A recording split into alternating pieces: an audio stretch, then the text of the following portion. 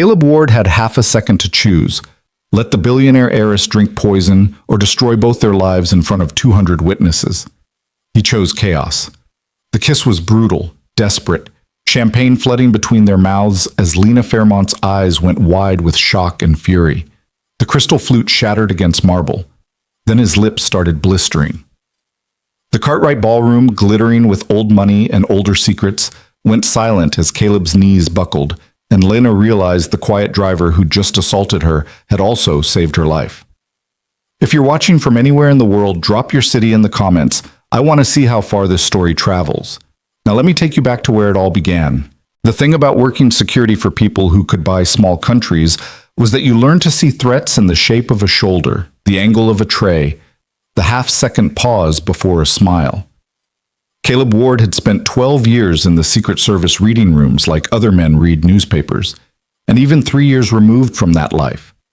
3 years of school pickups and parent-teacher conferences and learning to braid hair from YouTube videos, the instincts didn't fade. They just got quieter, like scar tissue over a wound that never quite healed. Tonight, standing in his driver's uniform against the east wall of the Cartwright Foundation's annual charity gala, those instincts were screaming. The ballroom was a cathedral of wealth. Crystal chandeliers cast prismatic light across marble floors so polished you could see your soul reflected back, assuming you still had one after enough years in rooms like this. Women in gowns that cost more than Caleb's annual salary drifted past like exotic birds, their laughter carefully calibrated to sound spontaneous. Men in tuxedos that actually fit discussed mergers and acquisitions with the casual intimacy other people reserved for talking about the weather. Caleb's jaw tightened as he scanned the crowd for the 100th time. His assignment was simple: drive Lena Fairmont to the gala, wait, drive her home. Edmund Cartwright himself had requested Caleb specifically from the luxury car service.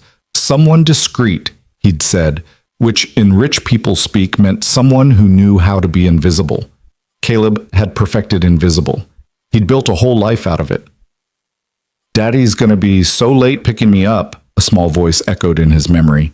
Mia, this morning, clutching her backpack with both hands. At 7 years old, she'd already learned that sometimes grown-ups made promises they couldn't keep. That lesson had cost Caleb more than he could calculate. He pushed the thought away and focused on the room. There, near the auction tables, that was Lena Fairmont. 28 years old, fresh off inheriting Fairmont Industries after her father's sudden death 6 weeks ago. The business magazines had been savage. Heiress or liability? Can a gallery curator run a billion-dollar empire? Robert Fairmont's risky final gamble. She didn't look like a gamble. She looked exhausted. Even from across the ballroom, Caleb could read the tension in her shoulders, the way she held her champagne flute like a shield instead of an accessory.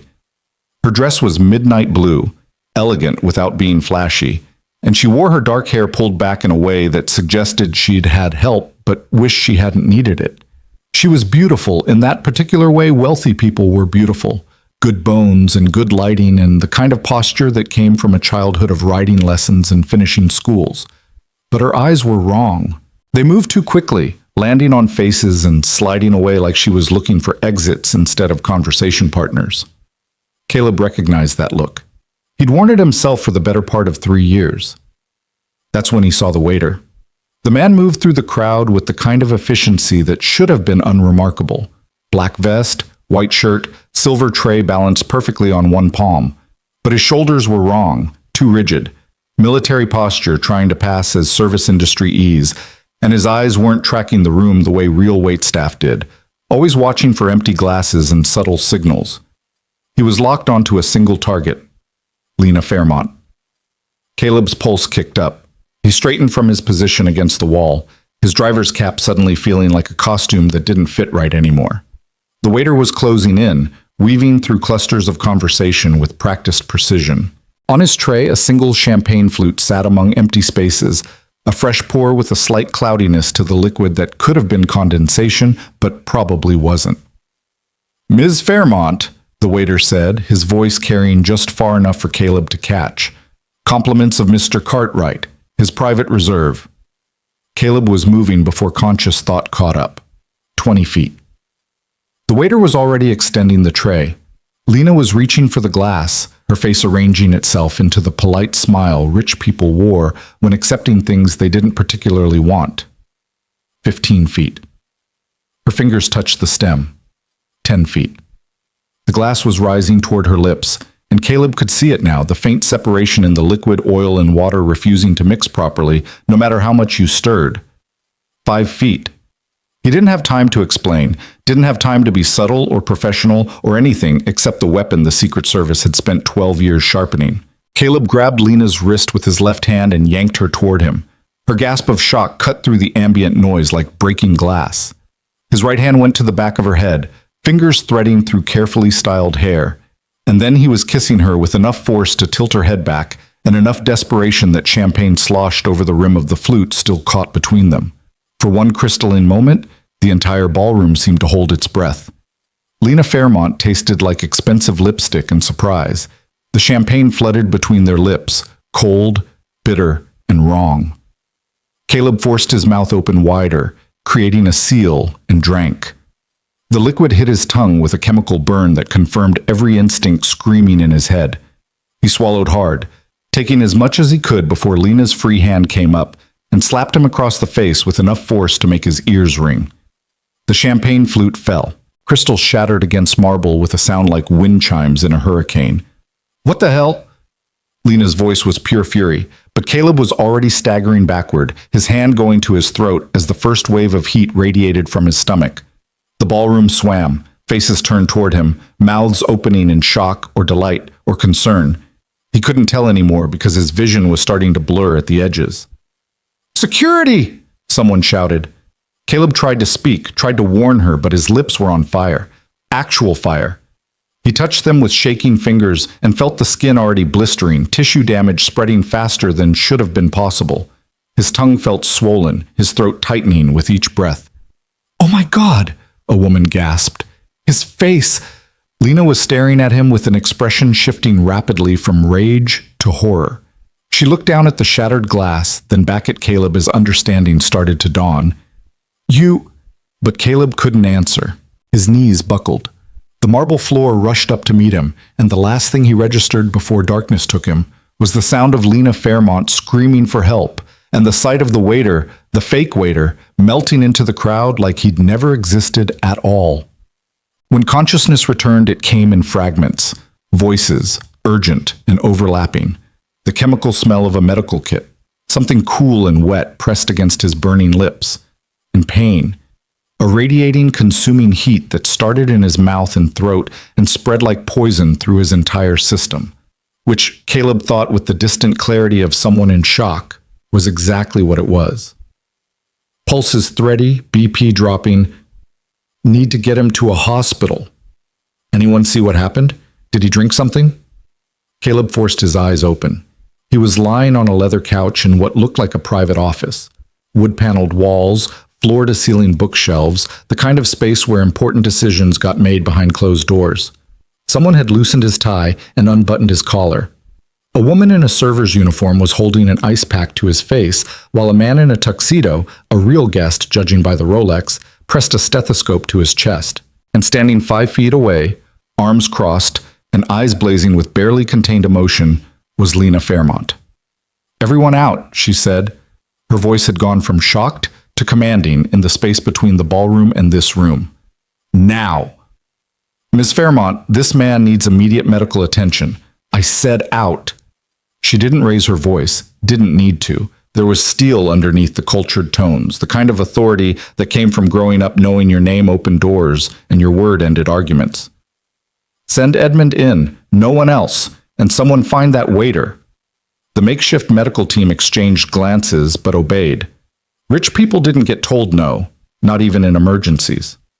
They filed out, and Lena locked the door behind them. Then she turned to Caleb, and he saw something in her face he hadn't expected. Not gratitude or concern, but a cold, calculating intelligence that reminded him unsettlingly of her father. "You have about 60 seconds before Edmund gets here," she said, moving closer. "So you're going to tell me exactly what the hell just happened and why my driver just kissed me in front of 200 people before collapsing like he'd been shot?" Caleb tried to sit up. His body protested violently. "Poison," he managed, his voice coming out as a rasp. Every word felt like swallowing broken glass. The champagne. Cyanide, probably. Maybe ricin. Something fast-acting. Lena's face went pale. You're saying someone just tried to kill me? Yes. And you? You drank it instead. Most of it. Caleb touched his lips gingerly. The blistering had spread, angry welts forming across his mouth and chin. Enough to trigger symptoms. Not enough to kill me, probably. Depends on the dosage.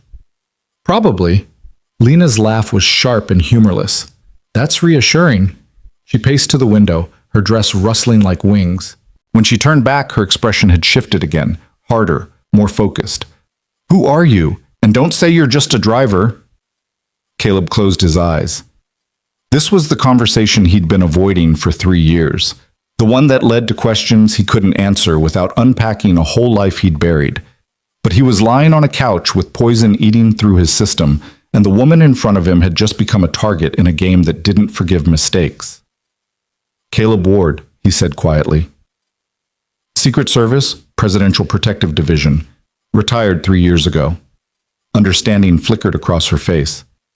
You were working tonight. Not driving, protecting. No, I really am just a driver. The admission tasted like failure. I left the service after my wife died. Had to focus on raising my daughter. The car service was supposed to be simple, anonymous, safe. But you still see threats everywhere. When they're real, yes. Caleb forced himself to sit up fully, ignoring the way the room tilted. That waiter wasn't real staff. Wrong posture, wrong eye movement, wrong everything. And that champagne was specifically for you. Mr. Cartwright's private reserve. But Edmund Cartwright doesn't do public gestures like that. He's too paranoid about appearing to show favoritism. Lena stared at him for a long moment. Then she walked to a sideboard and poured 2 fingers of whiskey into a crystal tumbler. She downed it in one swallow, no hesitation, no wince, and poured another. My father died 6 weeks ago, she said, still facing away from him. Heart attack, they said. Sudden. Unexpected. He was 59 years old and ran marathons. She turned and Caleb saw the truth written in every line of her posture. You're thinking what I've been thinking, that it wasn't a heart attack at all.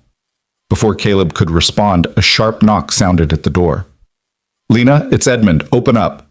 Lena's jaw tightened, but she unlocked the door. Edmund Cartwright swept in like he owned the room, which, technically, he probably did. 70 years old, with the vigor of a man 20 years younger, he'd built his fortune in real estate and his reputation on being ruthlessly fair. He took one look at Caleb and went still. Jesus Christ, is that? Poison, Lena said flatly. Someone tried to kill me tonight, Edmund, in your ballroom, at your gala. Edmund's face hardened. Security is reviewing the footage now, but Lena, are you certain this could have been what? A prank? Her voice rose. Look at his face, Edmund. Look at what that champagne did to him in seconds. If he hadn't stopped me, then you'd be dead. Edmund moved to the couch, studying Caleb with the assessing gaze of someone used to evaluating threats. Mr. Ward, I believe. I remember requesting you specifically. Clean record, discreet, former government service. His eyes narrowed. Secret Service? Caleb nodded, too tired to do anything else. Well, Edmund's expression shifted into something grimmer. That's an interesting coincidence. Lena, we need to contact the police. The FBI. This is attempted murder. No. Both men looked at her in surprise. Lena set down her whiskey glass with deliberate care. Think about it. Someone got close enough to serve me poisoned champagne at a vetted event with security at every entrance. That means they either had inside access or they're good enough to bypass your entire system. Either way, going public right now tells them we know, and we lose any advantage we might have. Lena, this is insane. My father's death is starting to look less like a heart attack and more like the first move in a very careful plan. She met Edmund's gaze steadily. I need to know who wanted him dead and why. I need to know who's coming for me, and I need to do it without spooking whoever's pulling the strings. Edmund looked like he wanted to argue, but something in Lena's expression stopped him. Instead, he turned to Caleb. You need a doctor, a real one.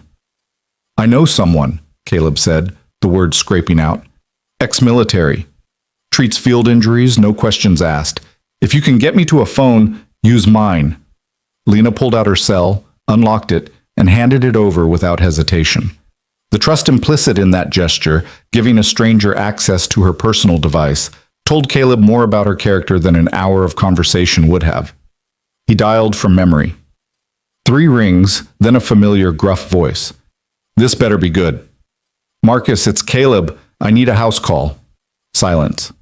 Then, Ward? Hell, I thought you were dead. Or worse, happy. Poisoning, probable cyanide or ricin. Oral exposure, maybe 20 milliliters. Symptoms started 15 minutes ago. The humor drained from Marcus's voice. You at a hospital? No, and I can't go to one. Of course you can't. A sigh. Give me an address. And Caleb, don't die before I get there. I hate driving in Manhattan for nothing.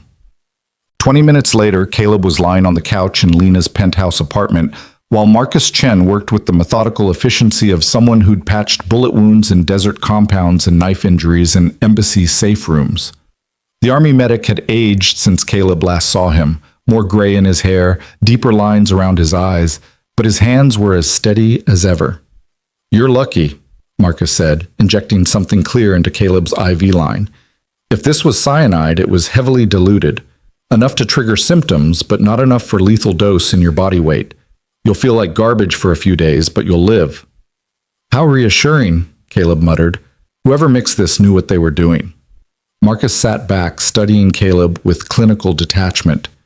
This wasn't meant to kill instantly, more like trigger a heart attack or stroke in someone with the right vulnerability. Make it look natural. Lena, who'd been watching from across the room with her arms wrapped around herself, spoke up. My father ran marathons. He was in perfect health, but they said his heart just stopped. Marcus glanced at her, then back at Caleb. You want to tell me what you've gotten yourself into? Honestly, I have no idea. Caleb closed his eyes. I was supposed to drive Ms. Fairmont to a gala. That's it. Now I'm lying here with poison in my system and someone's trying to kill my passenger. Your ex-Secret Service instincts kicked in. Something like that. Idiot. But Marcus said it with grudging respect.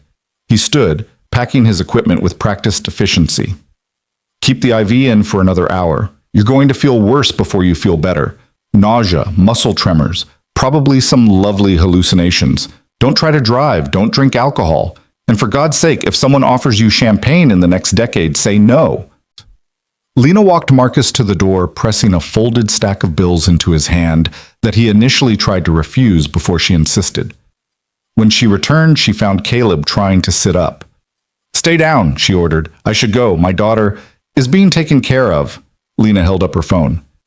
I called your emergency contact, Mrs. Chen. She said Mia's fine, she'll keep her overnight, and you're an idiot for not telling her you were working a night shift. Caleb's jaw tightened.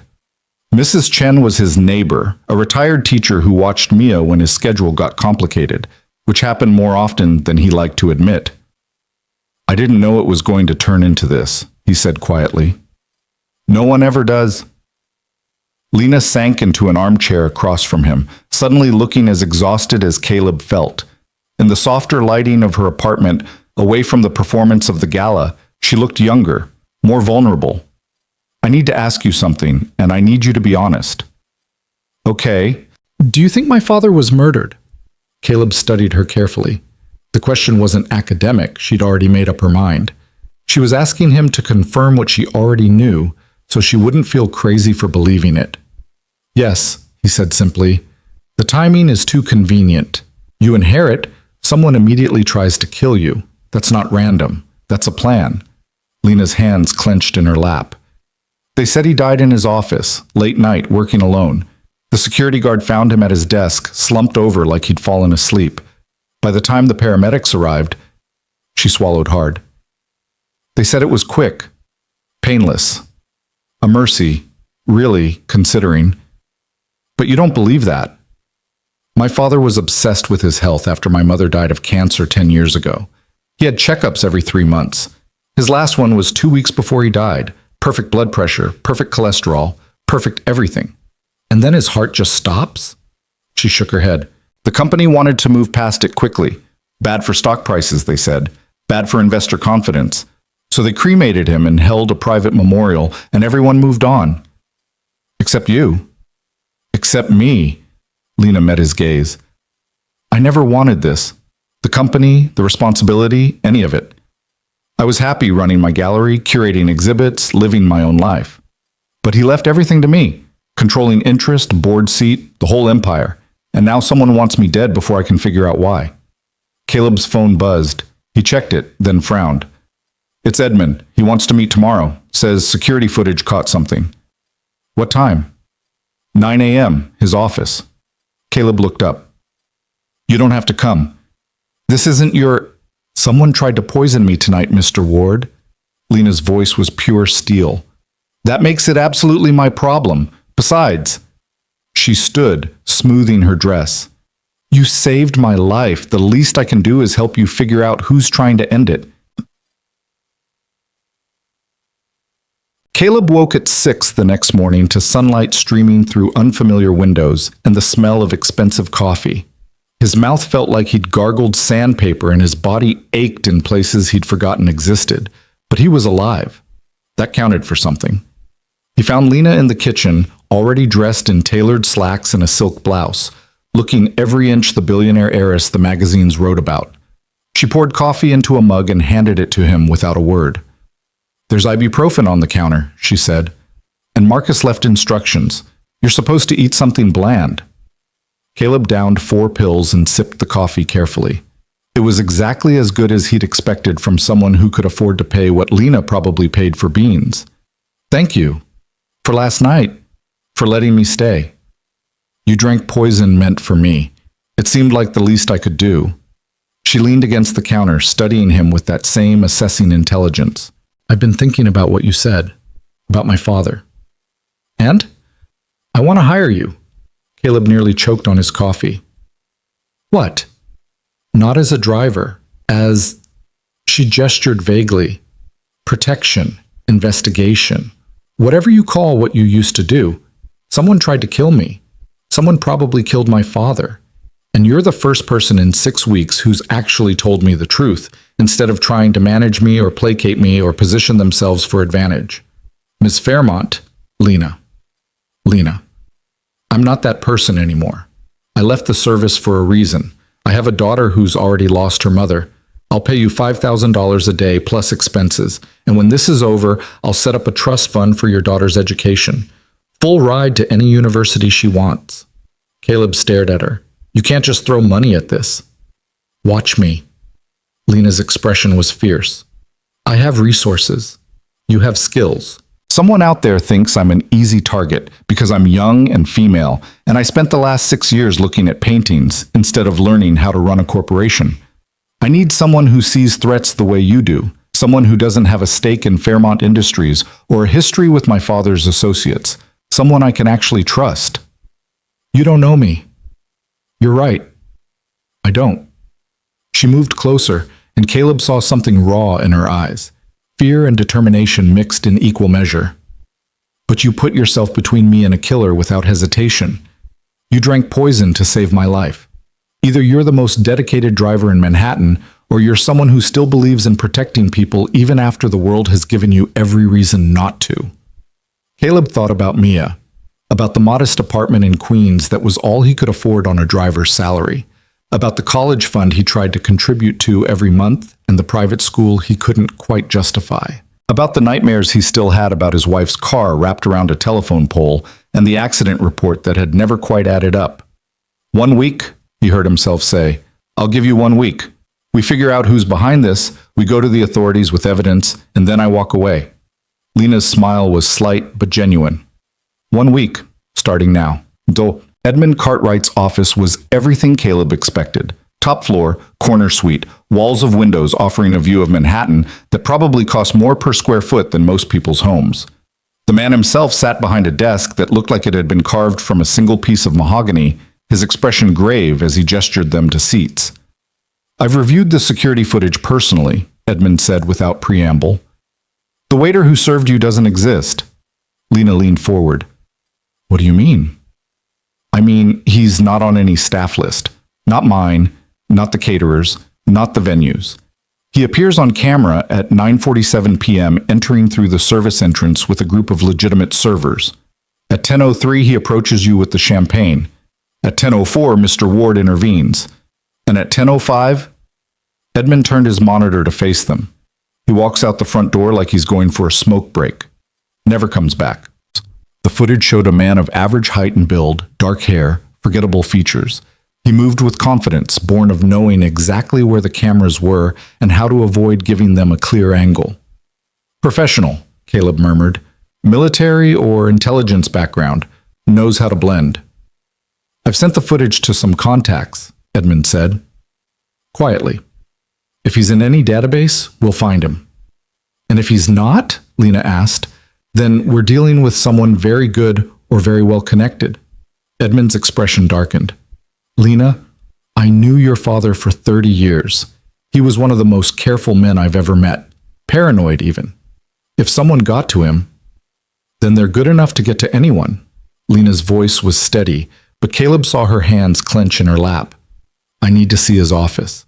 At Fairmont Industries, whatever he was working on before he died. The company sealed it after the funeral, out of respect. Then unseal it. I'm the majority shareholder. I have the right. Edmund studied her for a long moment. Then he nodded. I'll make the call. But Lena, be careful. Your father built an empire, but empires make enemies, and someone out there is playing a very dangerous game. As they left, Caleb caught Lena's arm gently. Are you sure about this? Once we start digging, we can't put the dirt back. Lena looked at him with eyes that had seen too much death too quickly. Someone murdered my father and tried to kill me. The dirt's already out, Mr. Ward. Now we're just deciding whether to bury it or throw it in their faces. Caleb thought about his wife, about the accident that wasn't quite an accident, about 3 years of quiet grief and careful invisibility that hadn't kept him safe, just kept him small. Then let's dig, he said. And somewhere in the city, in an office that didn't officially exist, a man in an expensive suit received a phone call and listened in silence before speaking 2 words that would change everything. She knows. The elevator to the 42nd floor of Fairmont Tower moved with the whisper-quiet efficiency that separated luxury from mere expense. Caleb stood beside Lena, watching the numbers climb and trying to ignore the way his ribs still ached from last night's poison. The ibuprofen had taken the edge off, but his reflection in the polished steel doors showed a man who looked like he'd lost a fight, which, technically, he had. Lena had been silent since they left Edmund's office, her jaw set in a way that reminded Caleb of soldiers he'd known who were walking into combat zones. She'd changed into a charcoal suit that probably cost more than his car, her hair pulled back severe enough to hurt, and she wore her father's watch on her left wrist, too large sliding down toward her hand with every movement, a talisman or a weapon, Caleb couldn't tell which. You don't have to do this today, he said quietly. We can wait. For what? For whoever tried to kill me to try again? She didn't look at him. My father spent 40 years building this company. Someone murdered him for it. I'm not waiting. The elevator chimed. The doors opened onto a reception area decorated in the aggressive minimalism that wealthy people called taste, glass and steel and uncomfortable-looking furniture that cost a fortune to look that hostile. A woman in her 50s sat behind a desk that could have doubled as a landing strip, her expression shifting from professional courtesy to genuine surprise when she saw Lena. Ms. Fairmont, we weren't expecting you. I know, Patricia. Lena's voice had gone corporate smooth, every syllable calculated. I need access to my father's office. Patricia's fingers hovered over her keyboard. Of course, although I should mention that Mr. Kessler asked to be notified if you came by. Something about quarterly reports that need your signature. Graham can wait. Lena was already moving past the desk, Caleb following a half step behind like a shadow, learning to walk upright. I'll find him when I'm ready. The executive corridor stretched ahead like a hallway in a museum dedicated to corporate power. Portraits of former Fairmont Industries leaders lined the walls, stern men in suits that had gone out of style decades ago, their eyes following visitors with the judgment of the successful dead. At the end of the hall, double doors of dark wood stood closed, a bronze nameplate catching the light. Robert Fairmont, Chief Executive Officer. Lena's hand trembled when she reached for the handle. Just a fraction, barely visible, but Caleb saw it. Saw the way she had to force herself to turn the knob and push the door open into the space where her father had died. The office was exactly what Caleb expected, and somehow worse for it. Massive desk, floor-to-ceiling windows offering a view of the city her father had helped build, walls lined with awards and photographs documenting a life of achievement. But there was a stillness to the room that had nothing to do with emptiness and everything to do with absence. The air itself felt wrong, like the space was holding its breath. Lena stood in the doorway, and Caleb watched her face transform as memory collided with present tense. "He used to let me sit in his chair when I was little," she said, her voice gone small. "Pretend I was running meetings with my stuffed animals. He'd play along, ask Mr. Bear about quarterly projections." A sharp exhale that might have been a laugh, or might have been something breaking. "God, I haven't thought about that in years." Caleb gave her space, moving to the windows while she collected herself. From this height, Manhattan looked like a circuit board, all precise angles and carefully planned chaos. He could see the Cartwright Foundation building from here, the rooftop garden where last night's gala had spilled out during cocktail hour. 24 hours ago, he'd been a driver. Now he was standing in a dead man's office, helping his daughter hunt for proof of murder. "Tell me what we're looking for," he said. Lena crossed to the desk, her heels silent on carpet thick enough to muffle secrets. "I don't know. Something that explains why he had to die. Something that scared someone enough to kill him." She started opening drawers, her movements growing more frustrated with each empty space. They cleared everything out. All his files, his personal effects. It's like they erased him. Who's they? The board? The transition team? Graham Kessler, probably. He's been CFO for 15 years, my father's right hand. Bitterness crept into her tone. He kept telling me to focus on the memorial, let the company handle business as usual. Said my father would have wanted continuity. Caleb filed that name away. "Kessler have access to this office?" "Everyone did. My father was..." She paused, choosing words carefully. "Particular about privacy in life. But in death, the company decided transparency was more important. They let the board go through everything, inventory it all for the transition. Which means if there was evidence, it's gone." "Maybe." Lena ran her hand along the desk's edge, and something shifted. A panel Caleb had taken for decorative trim popped free with a soft click. Behind it, a fingerprint scanner glowed pale blue. They both stared at it. "I didn't know that was there," Lena whispered. Caleb moved closer. The scanner was high-end, the kind of biometric security that cost serious money and suggested serious paranoia. "Try it." "It won't work. It's keyed to his fingerprint." "Your father left you everything else. Try it." Lena pressed her thumb to the scanner. For 3 seconds, nothing happened. Then the blue light shifted to green, and a section of the wall behind the desk swung inward with the pneumatic hiss of a hermetic seal breaking. "Jesus," Caleb breathed. The hidden compartment was small, barely larger than a safe deposit box, but what it contained made Lena's breath catch. A leather portfolio, the kind lawyers used for important documents, a burner phone still in its packaging, and a USB drive on a lanyard, the metal warm to the touch like it had been waiting. Lena reached for the portfolio with shaking hands. Inside, documents were arranged with the meticulous care of a man who knew they might be his last words. The first page was a letter, handwritten in blue ink that had bled slightly through the expensive paper. "My dearest Lena," she read aloud, her voice cracking. "If you're reading this, then I'm gone and my worst fears have been realized. Forgive me for not being braver. Forgive me for not protecting you better. But most of all, forgive me for what I'm about to ask you to do." Caleb watched her face as she read, saw the grief and fury warring for dominance. Outside, the city hummed with oblivious life. Inside this office, a dead man was speaking. For the last 8 months, I've known that someone inside Fairmont Industries has been stealing from us. Not small amounts, millions. Systematically moved through shell companies and offshore accounts with the kind of sophistication that requires intimate knowledge of our systems. I hired private investigators. I followed the money. And what I found terrified me enough to write this letter. Lena's hands were shaking now. She set the letter down and reached for the USB drive, but Caleb stopped her. "Not here," he said quietly.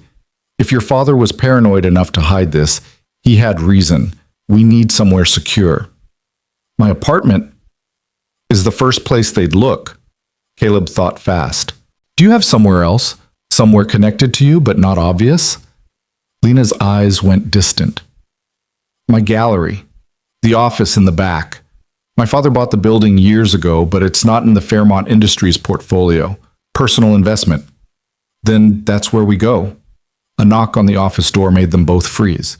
Caleb's hand went instinctively to his hip, where his service weapon used to be before he'd traded protection for peace. Lena's eyes met his, and he saw the calculation happening. Answer or hide? "Lena, it's Graham. Patricia said you were here." Lena's jaw tightened. She gathered the documents quickly, shoving them back into the portfolio while Caleb closed the hidden compartment. The wall panel clicked into place just as she called out, "Come in." Graham Kessler entered like a man who owned the space, which, in every way that didn't involve paperwork, he probably did. Late 50s, silver hair worn slightly too long to be corporate conservative, a suit that fit the way only bespoke tailoring could manage. His smile was warm and concerned and didn't quite reach his eyes. "There you are. I've been trying to reach you since last night." His gaze flicked to Caleb, dismissed him as unimportant, returned to Lena. "I heard about the incident at the gala. Are you all right?" "I'm fine, Graham." "Patricia mentioned some kind of altercation with staff?" His tone suggested he already knew more than he was saying. Security's been very tight-lipped about it. "Just a misunderstanding, nothing to worry about." Still, Graham moved into the office with the ease of long familiarity, his hand trailing along the desk's edge in a gesture that felt territorial. "You should have called me. After everything you've been through, you don't need additional stress. Speaking of which..." He pulled out his phone, tapped the screen. "The quarterly board meeting is Thursday. I know you've been grieving, but the board really does need to see you taking an active role. Investor confidence, stock prices, all that." Lena's knuckles went white on the portfolio. "I'll be there." "Excellent. And perhaps we should have lunch beforehand? I can walk you through your father's typical presentation style, help you prepare." His smile widened. "He'd want you to succeed, Lena. We all do." "I'm sure." Lena started toward the door, forcing Graham to step aside. "But right now, I have other matters to attend to. The quarterly reports can wait until Thursday." Graham's expression flickered, just for a second, annoyance bleeding through the concerned mentor mask before he smoothed it away. "Of course. Although I should mention, there are some irregularities in the Asia-Pacific division that need your signature, time-sensitive contracts. If you could just send them to my assistant, I'll review them." "Your father always handled these personally." "My father's dead, Graham." The words came out sharp enough to draw blood. "And I'm not him. Thursday. We'll discuss everything Thursday." She was out the door before he could respond, Caleb following close enough to catch the way Graham's jaw clenched. In the elevator, Lena stabbed the button for the parking garage with enough force to hurt. "You don't trust him," Caleb said. "I don't trust anyone." The elevator descended, and Lena clutched the portfolio like it might dissolve if she loosened her grip. "My father's letter said someone inside the company. Graham's been CFO for 15 years. He has access to everything. He also seems very interested in those Asia-Pacific contracts. Time sensitive." Lena's laugh was bitter. "Everything's always urgent with Graham. Sign this, approve that, don't worry about the details. My father used to joke that Graham thought faster than he could talk." She paused. "He stopped joking about it 8 months ago." 8 months. The same timeline her father's letter had mentioned. Caleb filed that away with everything else that didn't quite add up. The parking garage was dim and nearly empty, their footsteps echoing off concrete. Caleb had parked in visitor parking, a sedan he'd borrowed from the car service with the promise he'd return it undamaged. That promise was looking increasingly optimistic. He was reaching for the door handle when instinct screamed. Caleb grabbed Lena and yanked her backward just as the sedan exploded. The blast wave hit like a physical wall, hot air and pressure throwing them both to the ground. Caleb twisted mid-fall, taking the impact on his shoulder to protect Lena's head. Chunks of metal rained down, pinging off concrete with sounds like hailstones made of violence. The fireball climbed toward the ceiling, black smoke billowing, and somewhere an alarm started shrieking. Caleb's ears rang, his vision swam. But his body moved on autopilot, years of training overriding the shock. He hauled Lena to her feet, checking her for injuries with quick, efficient movements. "Are you hurt?" She stared at the burning wreckage, her face bone white. They tried to... Can you walk?" "What?" "Lena." He gripped her shoulders, forcing her to focus. "Can you walk?" She nodded, mute with shock. "Then we move, now. They might still be watching." He kept her close as they ran for the emergency stairs, the portfolio somehow still clutched in her arms. Behind them, the fire spread to another car, a secondary explosion punching through the garage with a bass note that Caleb felt in his chest. They took the stairs 3 at a time, Caleb's ribs screaming protest, until they burst out onto the street into cold air and confusion. People were already gathering, phones out, filming the smoke that poured from the garage entrance. Sirens wailed in the distance, getting closer. Caleb pulled Lena into the crowd, just 2 more shocked bystanders, and kept moving until they were 2 blocks away. Only then did he let himself stop, chest heaving, and check her again. "You're sure you're not hurt?" "I'm fine. Lena's voice cracked. "They blew up your car, Caleb. If we'd been 5 seconds slower, but we weren't." He scanned the street, looking for threats, finding only ordinary Manhattan chaos. "Do you have your phone?" She nodded, pulling it from her jacket pocket with trembling hands. "Call Edmund. Tell him what happened. Tell him to pull security footage from the garage." Caleb's mind raced through possibilities, discarding and reassessing. A car bomb means sophistication, resources. This isn't some amateur trying to get lucky. This is someone who wants me dead no matter what it costs. Lena's shock was crystallizing into something harder. Someone who knew we'd be there, who knew what car you were driving. The implications of that settled over them like ash. Someone inside Fairmont Tower, someone who'd watched them go into her father's office and made a call, someone who'd had a bomb ready and waiting. Caleb thought about Graham Kessler's too convenient arrival, about his interest in time-sensitive contracts, about the way he'd touched her father's desk like it already belonged to him. "Your gallery," he said. "We need to see what's on that USB drive, now." They caught a cab, Caleb paying cash and giving an address 3 blocks from their actual destination. In the back seat, Lena made her call to Edmund, her voice steady even as her hands shook. She was good at this, Caleb realized, compartmentalizing fear, functioning through crisis. It was a skill you didn't learn in gallery curation classes. The Fairmont Gallery occupied a converted brownstone in Chelsea, all exposed brick and soaring ceilings, and the kind of carefully curated emptiness that made art look important. A woman in her 30s looked up from the front desk, her professional smile morphing into concern when she saw Lena's face. "Ms. Fairmont, is everything—" "I need the office, Rachel. No interruptions, no calls, no visitors. Understand?" Rachel's eyes widened, but she nodded. "Of course. Should I—" "Just make sure we're not disturbed." The office in the back was small but comfortable, more Lena's style than the corporate ice palace at Fairmont Tower. Books on art history, photographs of exhibits, a desk that looked actually used instead of decorative. Lena locked the door, pulled the blinds, and booted up her laptop with movements that had gone mechanical. Caleb watched her insert the USB drive, saw her hand still shaking, and made a decision. "Stop." She looked up. "What?" "Just stop. For 1 second." He moved closer, gentling his voice the way he did with Mia after nightmares. "You almost died. Twice. In 24 hours. It's okay to not be okay." "I don't have time to not be okay." But her voice cracked on the last word, and suddenly she was crying, harsh, angry tears that she tried to wipe away with shaking hands. Someone killed my father. Someone tried to kill me, and I don't even know why. I can't. Breathe, Caleb said quietly. Just breathe. She did, ragged inhales that slowly steadied. When she looked at him again, her eyes were red but clear. I'm scared. Good. Fear keeps you alive.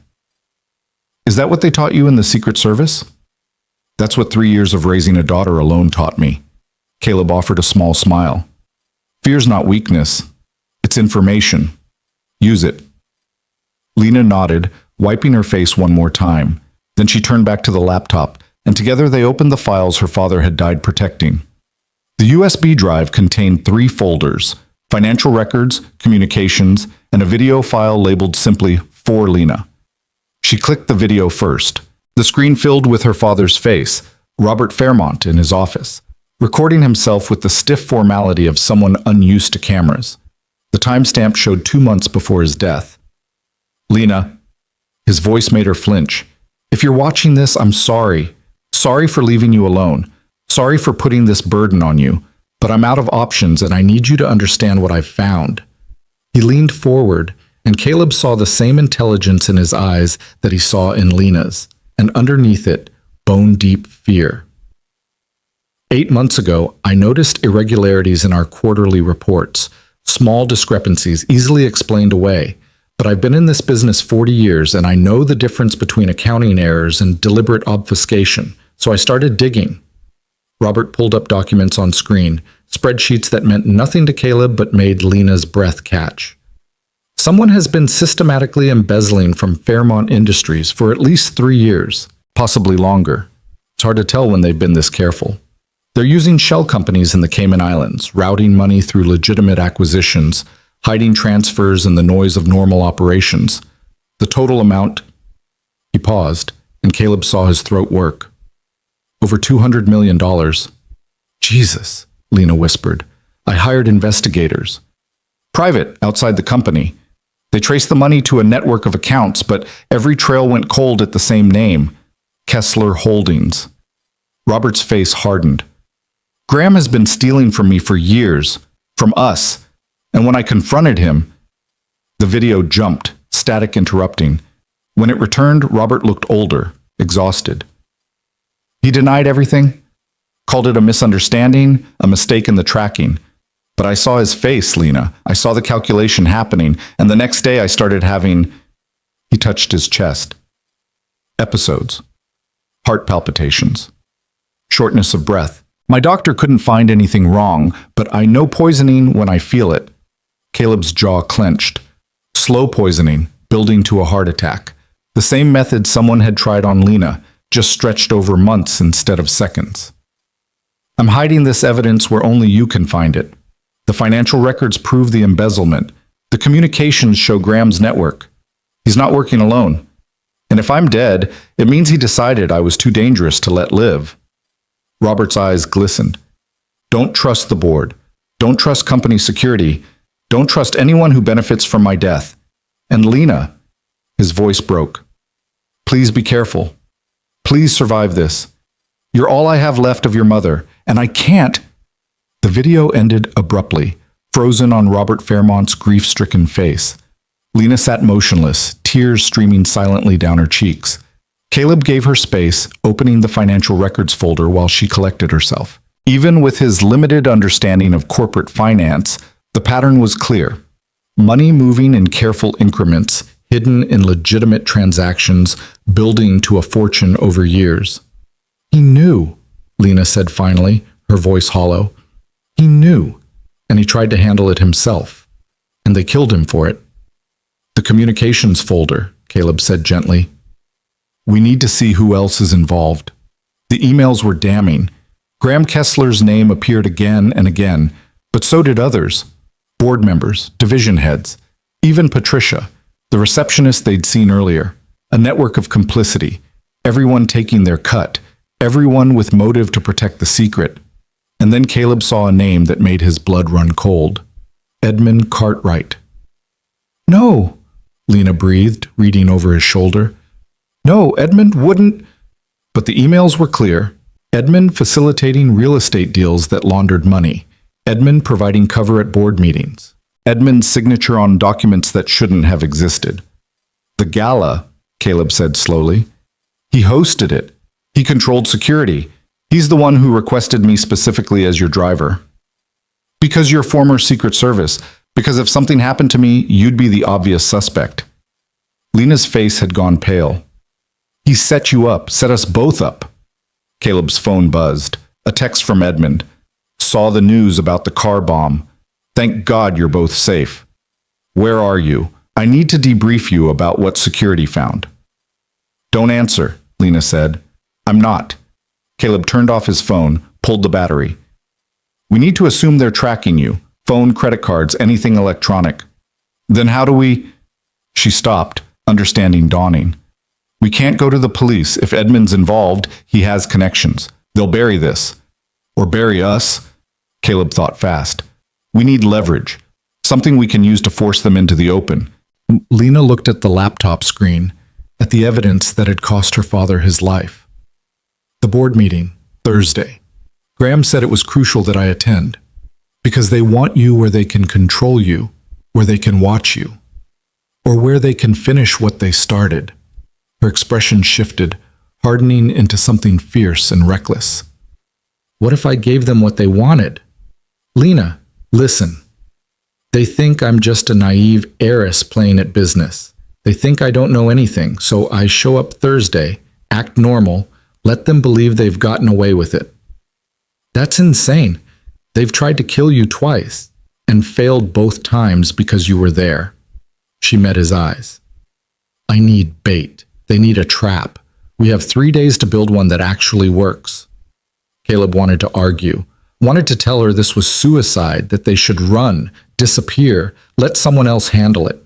But he looked at her face and saw the same determination he'd seen in soldiers who'd lost too much to ever back down. Saw the ghost of her father in the set of her jaw. We'll need help, he said finally, the kind that doesn't ask questions.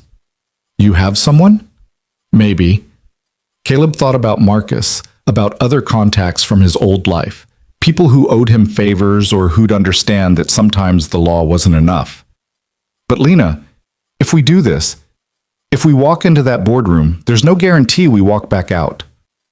My father didn't walk out of his office. Her voice was steel wrapped in silk. But he left me the truth. The least I can do is make sure it doesn't die with me. Outside, the city continued its oblivious dance.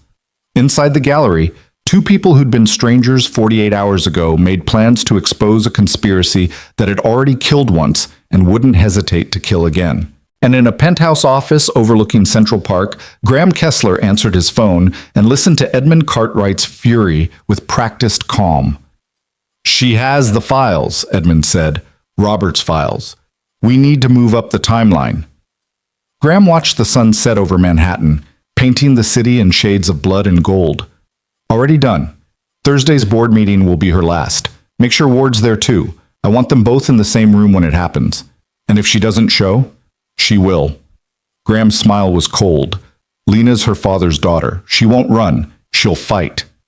He hung up, poured himself 3 fingers of scotch, and toasted the skyline. To family, he murmured, and to tying up loose ends.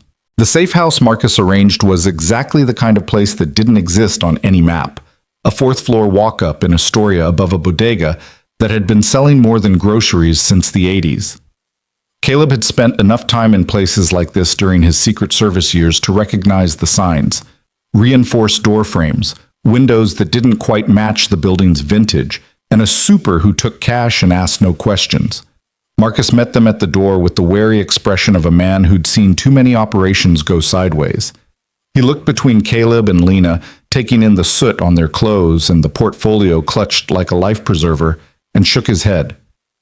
You look worse than yesterday, he said to Caleb. I'm starting to think you have a death wish. Just really bad luck. Caleb ushered Lena inside, checking the hallway one more time before closing the door. The apartment was sparse. Secondhand furniture, curtains that blocked any view from outside, a kitchenette that looked like it hadn't been used for actual cooking in years. But it was secure, which was all that mattered. Marcus gestured to the couch. Sit, talk, And this better be good because I've got 3 other clients who actually pay on time. Over the next hour, they laid it out.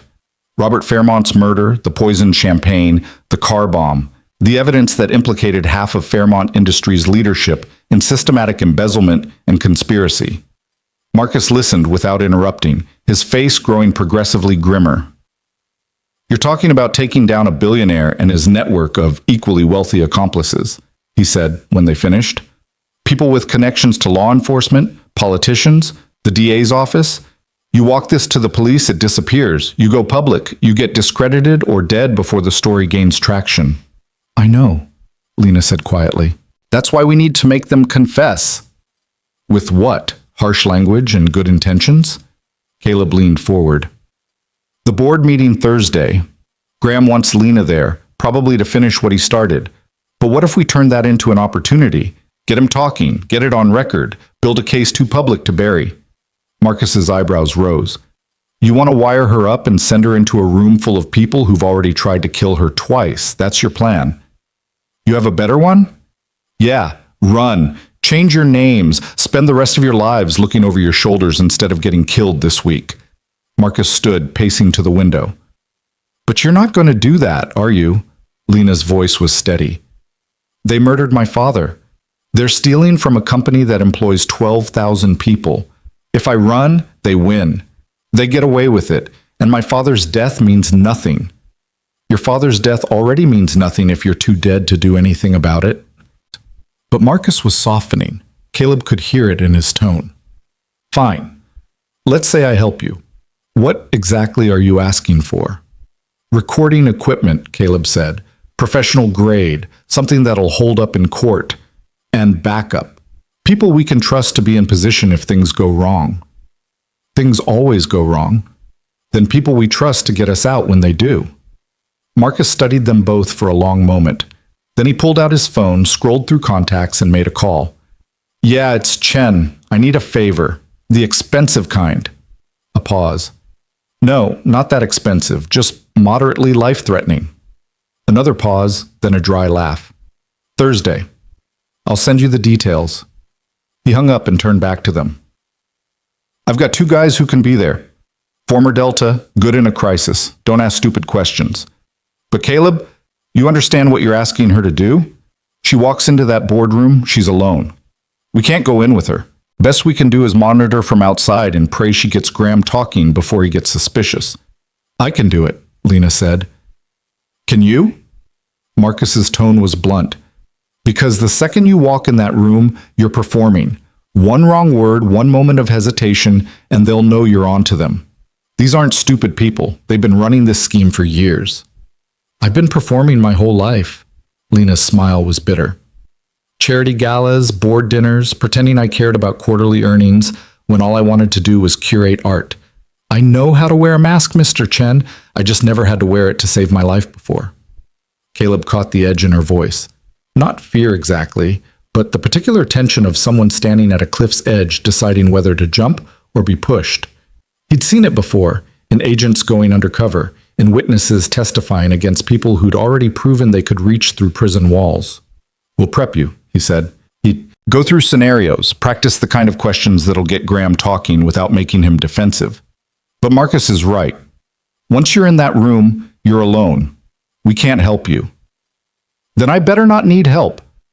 The confidence in her voice would have been reassuring if Caleb didn't know how quickly confidence could curdle into panic when the stakes became real. But he also knew they didn't have better options. Sometimes the only way through was straight ahead, even when straight ahead looked like walking into fire. Marcus made more calls while Caleb and Lena went through Robert Fairmont's files again, this time building a timeline. The embezzlement had started small 3 years ago, payments that could be explained away as consulting fees or legitimate expenses. But it had grown bolder over time, tens of millions moving through increasingly complex webs of shell companies. Graham's signature appeared on most of the authorization documents, but Edmund's name surfaced often enough to confirm his complicity. "He's been financing his real estate empire with our money," Lena said, her finger tracing connections on the laptop screen. "Every major property acquisition in the last 2 years, every development project, it's all funded with money stolen from Fairmont Industries. and your father figured it out. He confronted Graham. That's when the poisoning started. She pulled up another file, medical records Robert had documented himself. Symptoms began the day after their meeting. Irregular heartbeat, chest pain, fatigue. His doctor ran every test. Nothing conclusive, but the symptoms got worse every time he went to the office. Caleb thought about the dedication it took to keep documenting your own murder. To know you were dying and still gather evidence with the methodical precision of someone who believed truth mattered more than survival. Your father was brave, he said quietly. My father was stubborn. But Lena's voice cracked. If he'd just gone to the police, they would have killed him faster, and we wouldn't have this evidence. Caleb closed the laptop gently. He protected you the only way he could. He made sure you'd have everything you needed to finish what he started. I don't know if I can. You already have. You're still alive. You're still fighting. That's more than they expected.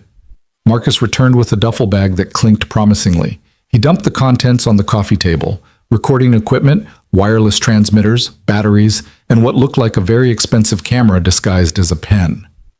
This is what we've got, he said, organizing the equipment with practiced efficiency. Body wire here, goes under your shirt, picks up everything within 15 feet. Backup recorder in your jacket pocket in case the wire fails. And this, he held up the pen, streams video directly to us. Put it in your jacket pocket, lens facing out. We'll see everything you see.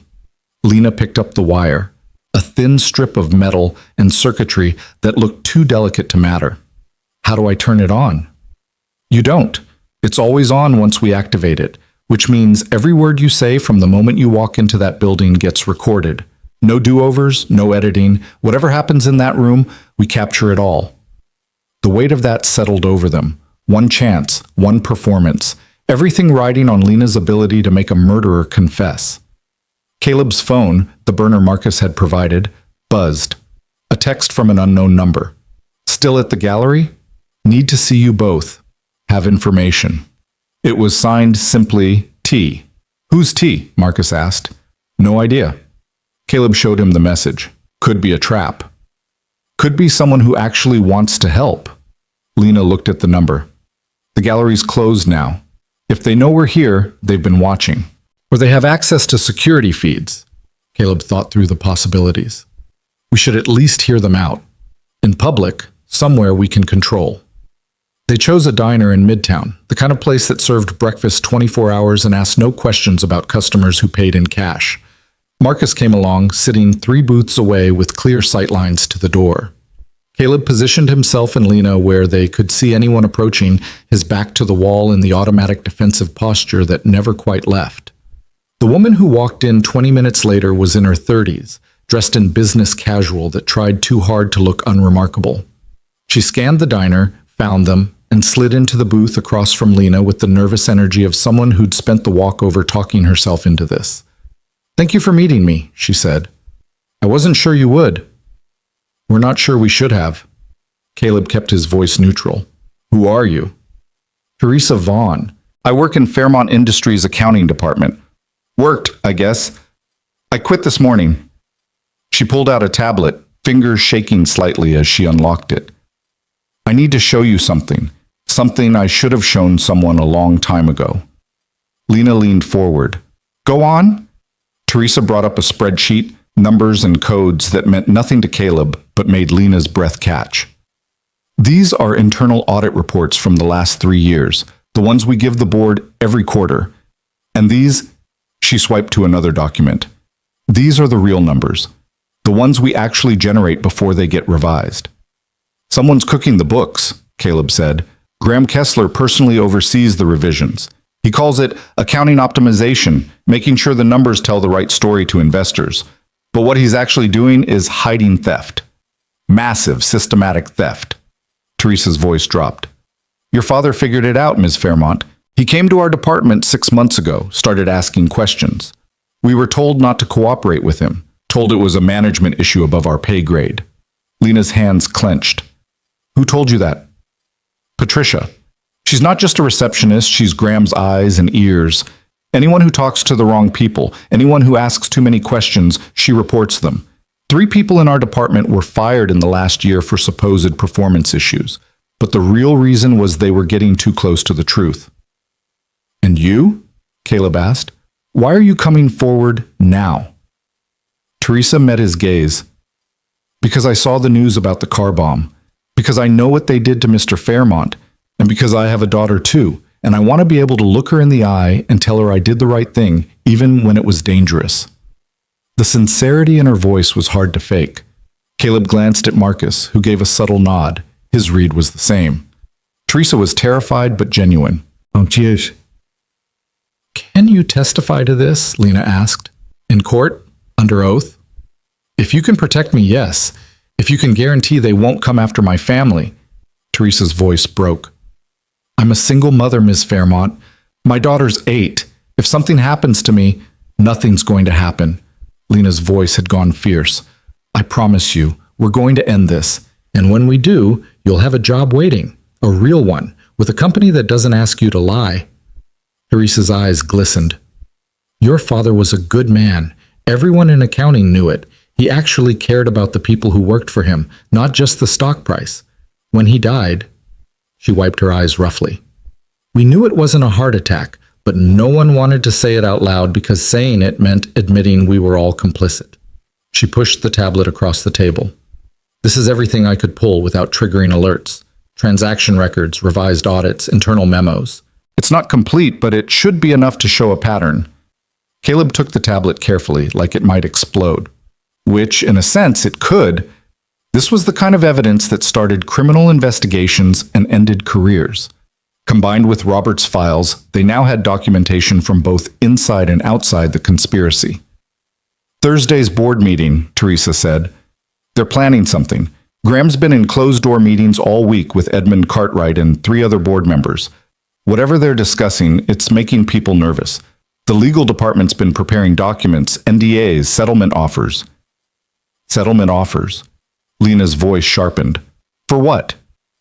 I don't know exactly, but the rumor is they're planning to force you out, declare you incompetent to run the company, buy out your shares at a reduced price, put Graham in charge permanently.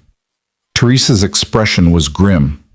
If you show up Thursday, you're walking into an ambush. They're going to have lawyers, board members, maybe even reporters. Make it a public spectacle so you can't fight back without looking unstable. Caleb saw the trap clearly now. Get Lena in that boardroom, surround her with hostile witnesses, paint her as an emotional wreck who couldn't handle the pressure. And if she resisted, if she accused them of murder and theft, she'd look paranoid, delusional, easy to dismiss, unless she had proof, unless she got them to confess on record. Thank you, Lena said quietly, for this, for taking the risk. Teresa stood, gathering her things with the jerky movements of someone running on adrenaline and fear. Your father used to say that a company was only as good as its word, that integrity mattered more than profit. She met Lena's eyes. Make him right, Ms. Fairmont. Make it all mean something. She left quickly, disappearing into the Manhattan night. Caleb watched through the window until she was out of sight, then turned to Marcus. We need to get her somewhere safe. If they figure out she talked, already on it. Marcus was texting on his phone. I've got a place she can stay. Off the grid secure, she'll be fine. But Caleb heard the unspoken caveat. She'd be fine if they succeeded. If they failed, nowhere would be safe enough. They returned to the safe house as midnight crept toward morning. Lena sat at the kitchen table, going through Teresa's files while Caleb made coffee that tasted like battery acid and regret. Marcus had gone to coordinate with his contacts, leaving them alone with evidence that was either their salvation or their death warrant. They're going to use my grief against me, Lena said, not looking up from the tablet. Paint me as unstable. A daughter who can't let go, who's making wild accusations because she can't accept her father's death. Then don't give them ammunition, Caleb set a mug in front of her. You walk in there cold, professional. Every emotion locked down. Make them the ones who lose control. And if they don't? If Graham's too smart to confess? Then we use what we have and hope it's enough. He sat across from her, the table between them suddenly feeling like the only solid thing in a dissolving world. But I think he'll talk. Men like Graham, they can't help themselves. They need to win, Need to prove they're smarter. Give him an opening, let him think you're beaten, and he'll tell you exactly how he did it. Lena finally looked up, and Caleb saw the exhaustion written in every line of her face. How do you do this? Stay calm when everything's falling apart? Practice. And a 7-year-old who needs me to hold it together. He thought about Mia, wondered if she was asleep or if she'd sensed something wrong the way children always did. After my wife died, I had a choice. Fall apart or keep moving. I chose moving because stopping meant Mia lost both parents. What happened to her? Your wife. Caleb hadn't talked about Sarah in 3 years, hadn't let himself examine the wound that never quite healed, but something about sitting in a safe house at 3 a.m, planning to confront murderers, loosened the words. Car accident. She was driving home from visiting her sister upstate. The police said she lost control on a curve, went through a guardrail, hit a tree at 60 miles an hour, dead instantly. He traced the rim of his coffee mug. The accident report was clean, too clean. No skid marks, no sign she tried to brake. The investigating officer wrote it off as distracted driving. Maybe she was on her phone, case closed. But you didn't believe it. Sarah was the most careful driver I knew. Paranoid about safety, especially after Mia was born, and her phone records showed no activity in the hour before the crash. Caleb's jaw tightened. I pushed for a deeper investigation. Asked the Secret Service to look into it since she was married to an agent. They told me I was grief-stricken, seeing patterns that weren't there. Eventually, I realized I had a choice, keep fighting and lose my job, or accept it and focus on raising our daughter. You chose Mia. I chose survival, same as you're doing now. He met her eyes. But I never stopped thinking about it. Never stopped wondering if someone cut her brakes or tampered with the steering, whether the accident that took her from us was really an accident at all. Lena was quiet for a moment, then, is that why you saved me? Because you couldn't save her? Maybe. Or maybe I'm just tired of watching bad people get away with it. Caleb stood, needing to move. 3 years ago, I thought leaving the service would keep me safe, keep Mia safe. Instead, I just went invisible. And invisible doesn't mean protected. It just means no one notices when you disappear. You're not invisible anymore. No.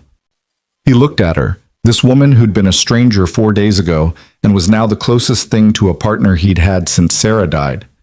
Neither are you, which means Thursday, when you walk into that boardroom, every eye will be on you. Every word you say will be analyzed. There's no room for error. Then I better not make any errors.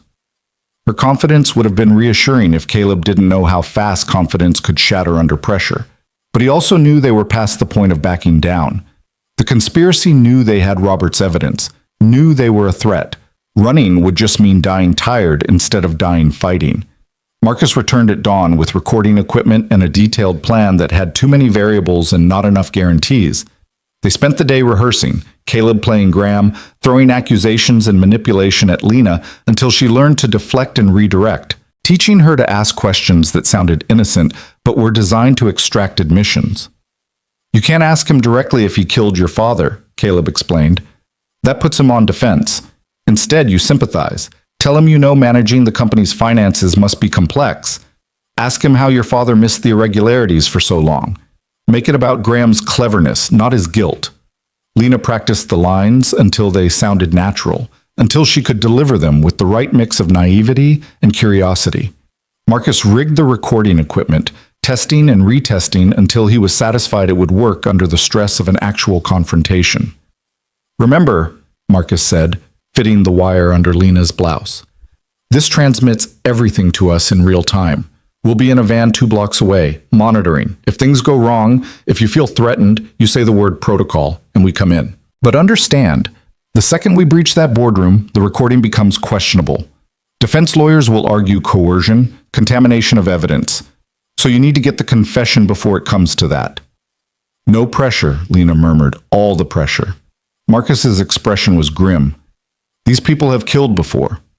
They'll kill again if they think it's necessary. Don't give them a reason to think it's necessary. Wednesday night, Caleb barely slept. He lay on the safe house couch, listening to the city breathe and thinking about all the ways Thursday could go wrong. At some point, Lena emerged from the bedroom, wrapped in a blanket, and sat in the armchair across from him. "Can't sleep either?" she asked. "Too many variables." "Tell me we're doing the right thing." Caleb considered lying, offering false comfort, but she deserved better. "I don't know if it's right. I just know it's necessary. Your father left you evidence for a reason. If we don't use it, he died for nothing. And if we do use it and it gets us killed, then at least we tried. At least someone knows the truth." He sat up, the blanket falling away. "My whole career, I protected people who mattered. Presidents, foreign dignitaries, people who shaped policy and history. And when Sarah died, I couldn't protect the one person who mattered most. So maybe this is me trying to prove I can still do what I was trained for. That I'm not just a driver running from my past." Lena pulled the blanket tighter. "I keep thinking about what my father said in that video, that he was sorry for not being braver. And I wonder if that's what I'll be thinking when it's my turn to record a message I hope someone finds. It won't come to that. You don't know that." "No," Caleb admitted, "but I know you're braver than you think. You've survived 2 murder attempts. You've uncovered a conspiracy. You're about to walk into a room full of people who want you dead and make them confess. That's not the behavior of someone who lacks courage. It might just be the behavior of someone too stubborn to know when to quit. Then you're your father's daughter in every way that matters." They sat in comfortable silence as dawn crept through the windows, painting the safe house in shades of gold and gray. Outside, the city woke up to another Thursday, ordinary and oblivious. Inside, 2 people who'd been strangers less than a week ago prepared for a confrontation that would either expose a conspiracy or end their lives. Marcus arrived at 8 with coffee and instructions. "The van's ready, equipment's tested. My guys are in position at the building, one in the lobby pretending to be courier, one on the roof with visual on the boardroom windows. If you need extraction, they can be there in under a minute." "Let's hope it doesn't come to that," Lena said. She dressed carefully, a charcoal suit that projected authority, her hair pulled back in a way that looked professional but not severe. She wore her father's watch again, the weight of it grounding her. When Marcus fitted the wire and the backup recorder, she stood perfectly still, breathing deep and even. Caleb checked his own equipment, earpiece to monitor the transmission, a concealed camera, and a weapon he hoped he wouldn't need. Marcus had pulled strings to get it, and Caleb had promised himself he'd only use it if there was no other choice. "You remember the signals?" Marcus asked Lena. "Touch my watch if I need you to document something specific. Adjust my jacket collar if I'm in immediate danger. Say protocol if I need extraction. And don't be a hero. If it goes sideways, you get out. The evidence we have is enough to start an investigation, even without a confession." But they all knew that wasn't true. Without Graham's admission on tape, everything they had was circumstantial, suggestive but not conclusive. A good lawyer could create enough reasonable doubt to bury the case in litigation for years. They drove separately to Fairmont Tower. Lena in a car service Marcus arranged, Caleb and Marcus in the surveillance van. The morning traffic was thick, giving Caleb too much time to think about everything that could go wrong. When Lena's building came into view, his stomach clenched. "She's entering now," Marcus said, watching the feed from Lena's camera pen. The image was clear.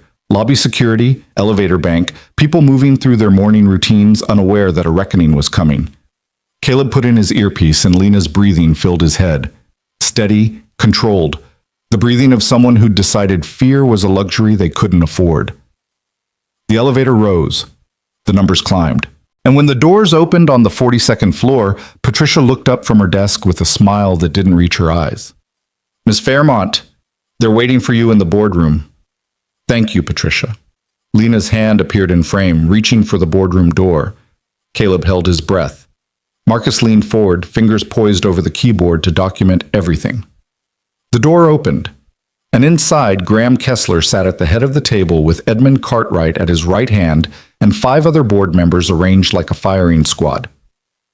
"Lena," Graham said, his smile warm and predatory. "So glad you could join us. Please, sit down. We have so much to discuss." Lena took the seat Graham indicated with movements she'd practiced until they looked natural. The boardroom was exactly as she remembered from the handful of meetings she'd attended with her father.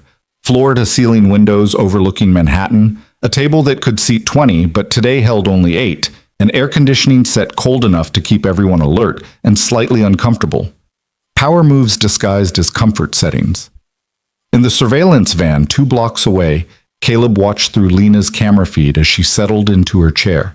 Her hands were steady as she placed her portfolio on the table, the same leather case that held her father's evidence now serving as a prop. Marcus adjusted the audio levels, filtering out ambient noise until Lena's breathing came through crystal clear. "Thank you all for making time," Lena said, her voice carrying just the right note of uncertain gratitude. "I know how busy everyone is." Graham's smile was indulgent, the expression of a mentor dealing with an eager but naive student. "Nonsense. Your family, Lena. Robert's daughter. Everything we do for the good of the company he built." He gestured to the other board members. "You know everyone here, I believe. Edmund, of course. Janet Reeves from Operations. Thomas Chen, Legal Counsel. Marcus Davidson, Head of Asia Pacific. Patricia. Well, you've met Patricia. And David Stern, who manages our investment portfolio." Each name hit Caleb like a hammer. Every person in that room was implicated in Robert's files. Every person had taken money from the scheme or helped cover it up. Lena was sitting at a table with 7 people who'd collectively decided her father was a problem that needed solving. "I appreciate everyone's support during this difficult transition," Lena said. She'd practiced that line a dozen times, getting the emotional tremor just right. Present but controlled, grief that looked like it was being managed instead of weaponized. "I know I have a lot to learn about running Fairmont Industries. My father made it look easy, but..." She paused, letting vulnerability show. "I'm realizing how complex it all is." "That's why we're here," Edmund said, his voice carrying false warmth. "To help guide you through.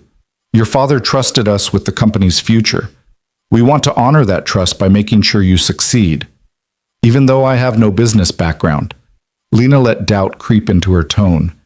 "Even though I've spent the last 6 years in the art world instead of learning about quarterly earnings and market share." Graham leaned forward, his expression sympathetic in a way that made Caleb's jaw clench. "Your father believed you were ready, or he wouldn't have left you controlling interest. But Lena, we need to be honest with each other. The company is facing some significant challenges right now, challenges that require decisive leadership and deep industry knowledge." "What kind of challenges?" "Financial irregularities." Thomas Chen, the lawyer, spoke up. His tone was carefully neutral, but Caleb saw the calculation in his eyes. "Nothing serious, but enough that our auditors have flagged certain transactions for review. Given the scrutiny that follows any change in leadership, we need to address these concerns quickly and transparently." Lena touched her watch, the signal for Marcus to pay close attention and document. "Irregularities? I don't understand. My father ran this company for 40 years. How could there be problems with the finances?" "Not problems exactly," Graham interjected smoothly. "Just questions. You understand how complex corporate accounting is. Money moves between divisions, investments shift, currencies fluctuate. Sometimes things look irregular on paper when they're actually perfectly legitimate, but perception matters, especially to investors."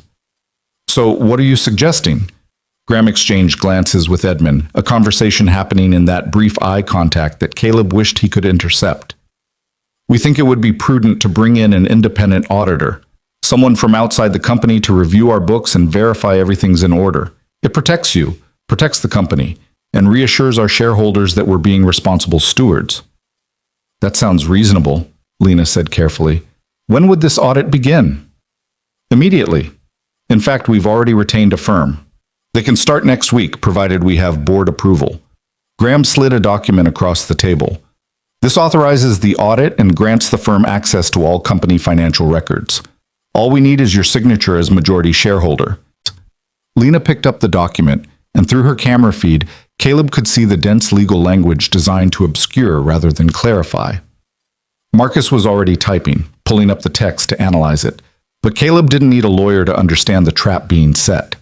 Sign that document, and Lena would be authorizing an audit conducted by a firm Graham had chosen, one that would almost certainly find exactly what Graham wanted them to find. "I'd like my own lawyer to review this first," Lena said. "Of course." Thomas Chen's smile was thin. "Although I should mention, the timeline is somewhat pressing. Our investors are already nervous about the leadership transition. The longer we wait to address these irregularities, the more opportunity for speculation and stock volatility. How much volatility are we talking about? Hard to say. Marcus Davidson spoke for the first time, his accent carrying the careful precision of someone who'd learned English as a second language. But in my experience, uncertainty drives sell-offs. We could see a 10, maybe 15% drop in share price if rumors of financial irregularities spread before we've had a chance to address them properly. 15% of Fairmont Industries' market value was roughly $3 billion. Lena's controlling interest meant she'd personally lose hundreds of millions, on paper at least, if the stock crashed. It was a number designed to scare, to push her into signing without thinking. Then perhaps we should address the irregularities instead of just auditing them, Lena said, her voice steady despite what Caleb knew had to be racing thoughts. Help me understand what we're actually dealing with. What transactions are being questioned? Graham's expression flickered, just for a second, annoyance bleeding through the mentor mask before he controlled it.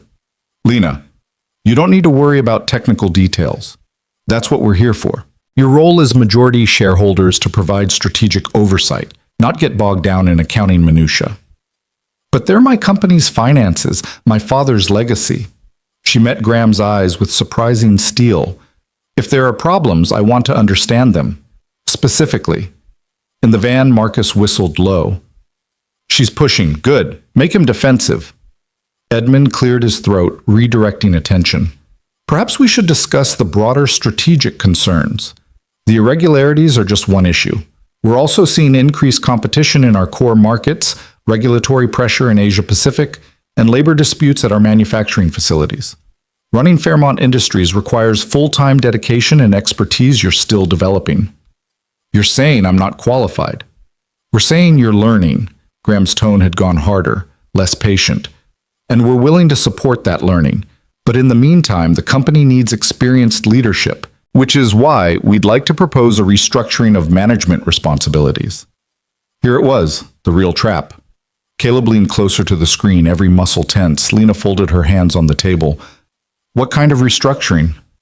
You would retain your position as majority shareholder and chair of the board, Graham said. All the prestige, all the financial benefits.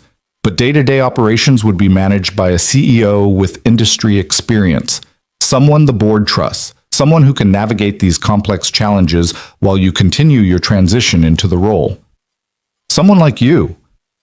I've been CFO for 15 years. I know this company inside and out. I know where the risks are, where the opportunities are. Your father trusted me to manage our finances through 3 recessions and 2 major market corrections. Graham's voice carried conviction that would have been compelling if Caleb didn't know it was built on lies. This isn't about ego or power. It's about protecting what Robert built, what you've inherited. Lena was quiet for a long moment, and Caleb could hear her breathing change through the earpiece, deeper, more controlled, the way someone breathes when they're about to jump off a cliff. When she spoke, her voice was smaller, younger, exactly the kind of vulnerable uncertainty Graham would want to hear. My father really trusted you? Like a brother. We built this company together, Lena. When he died, Graham's throat worked, and Caleb wondered if the emotion was real or performance. It devastated me, losing my closest friend, my partner. But I promised myself I'd honor his memory by protecting everything he worked for, including you. Then help me understand something. Lena reached for her portfolio, and Caleb's pulse kicked up. This was it. The moment everything either fell into place or fell apart. I've been going through my father's personal files, trying to understand the business, like you said, and I found some things that confused me. Graham went very still. What kind of things? Financial records, transactions that don't quite make sense to someone with my limited understanding. She pulled out papers. Not the originals, Marcus had insisted on copies in case they needed to be destroyed quickly, and spread them on the table. Payments to companies I've never heard of, transfers that seem unusually large for consulting fees, and they all seem to route through accounts in the Cayman Islands. The temperature in the boardroom dropped 10 degrees. Caleb watched the board members' faces through Lena's camera, saw the micro-expressions that couldn't quite be controlled. Edmund's jaw tightened. Janet Reeves looked at Graham. Thomas Chen's hand moved toward his briefcase. Where did you get those? Graham's voice had gone flat. My father's office. He'd hidden them. Lena looked up with perfectly manufactured confusion. I thought maybe you could explain them to me. Since you managed our finances and would understand the accounting, are these legitimate business expenses? Graham stood abruptly, his chair scraping. Those are private documents, confidential company records that should have been turned over to legal during the transition. But they're not company records. Lena's voice stayed innocent even as she twisted the knife.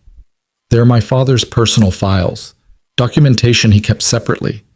Which made me wonder, why would he need to document our own company's transactions unless he wasn't sure they were legitimate?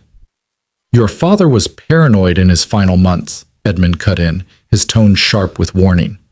The stress of running the company, his age, his health issues, he started seeing problems where none existed. Those files are the product of a man who wasn't thinking clearly. My father was perfectly clear. The innocence dropped from Lena's voice like a mask hitting the floor. He was clear enough to realize someone was stealing from him. Someone he trusted. Someone who'd been systematically embezzling for years and poisoning him slowly when he got too close to the truth. The silence that followed was absolute. In the van, Caleb's hand moved to his weapon. Marcus was already on the phone with his extraction team, low, urgent words about being ready to move. Graham's face had gone very calm, which was somehow more terrifying than anger would have been. Those are serious accusations, Lena. Career-ending, life-destroying accusations. I hope you have proof to back them up. I have my father's files. I have audit trails. I have documentation of every transfer, every shell company, every dollar you've stolen over the last 3 years. Lena's hands were shaking now, but her voice stayed steady.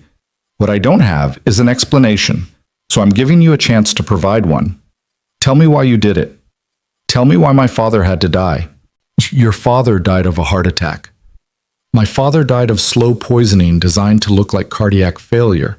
Just like the champagne you had served to me at the Cartwright Gala was designed to look like I'd had a heart attack or stroke. Quick, tragic, and convenient for everyone who benefits from my death. Graham laughed, actually laughed, the sound carrying genuine amusement.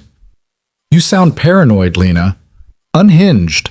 Exactly the kind of emotional instability we were worried about when discussing your fitness to run this company. Is that what you'll tell people? That I'm crazy? That grief made me delusional? Lena stood now too, facing him across the table. Because I have evidence. I have my father's investigation. I have testimony from people in your own accounting department, and I have recordings of this conversation that are being transmitted in real time to people who will make sure the truth comes out even if you kill me right now. The board members reacted like she detonated a bomb. Janet Reeves gasped. Marcus Davidson swore in Mandarin. Thomas Chen was already reaching for his phone, and Edmund looked like he'd been punched. But Graham just smiled wider, and that's when Caleb knew they'd miscalculated. Recordings, Graham said softly. You're wearing a wire. How wonderfully dramatic. He walked around the table toward Lena with the casual confidence of someone who'd already won. Here's what's actually going to happen.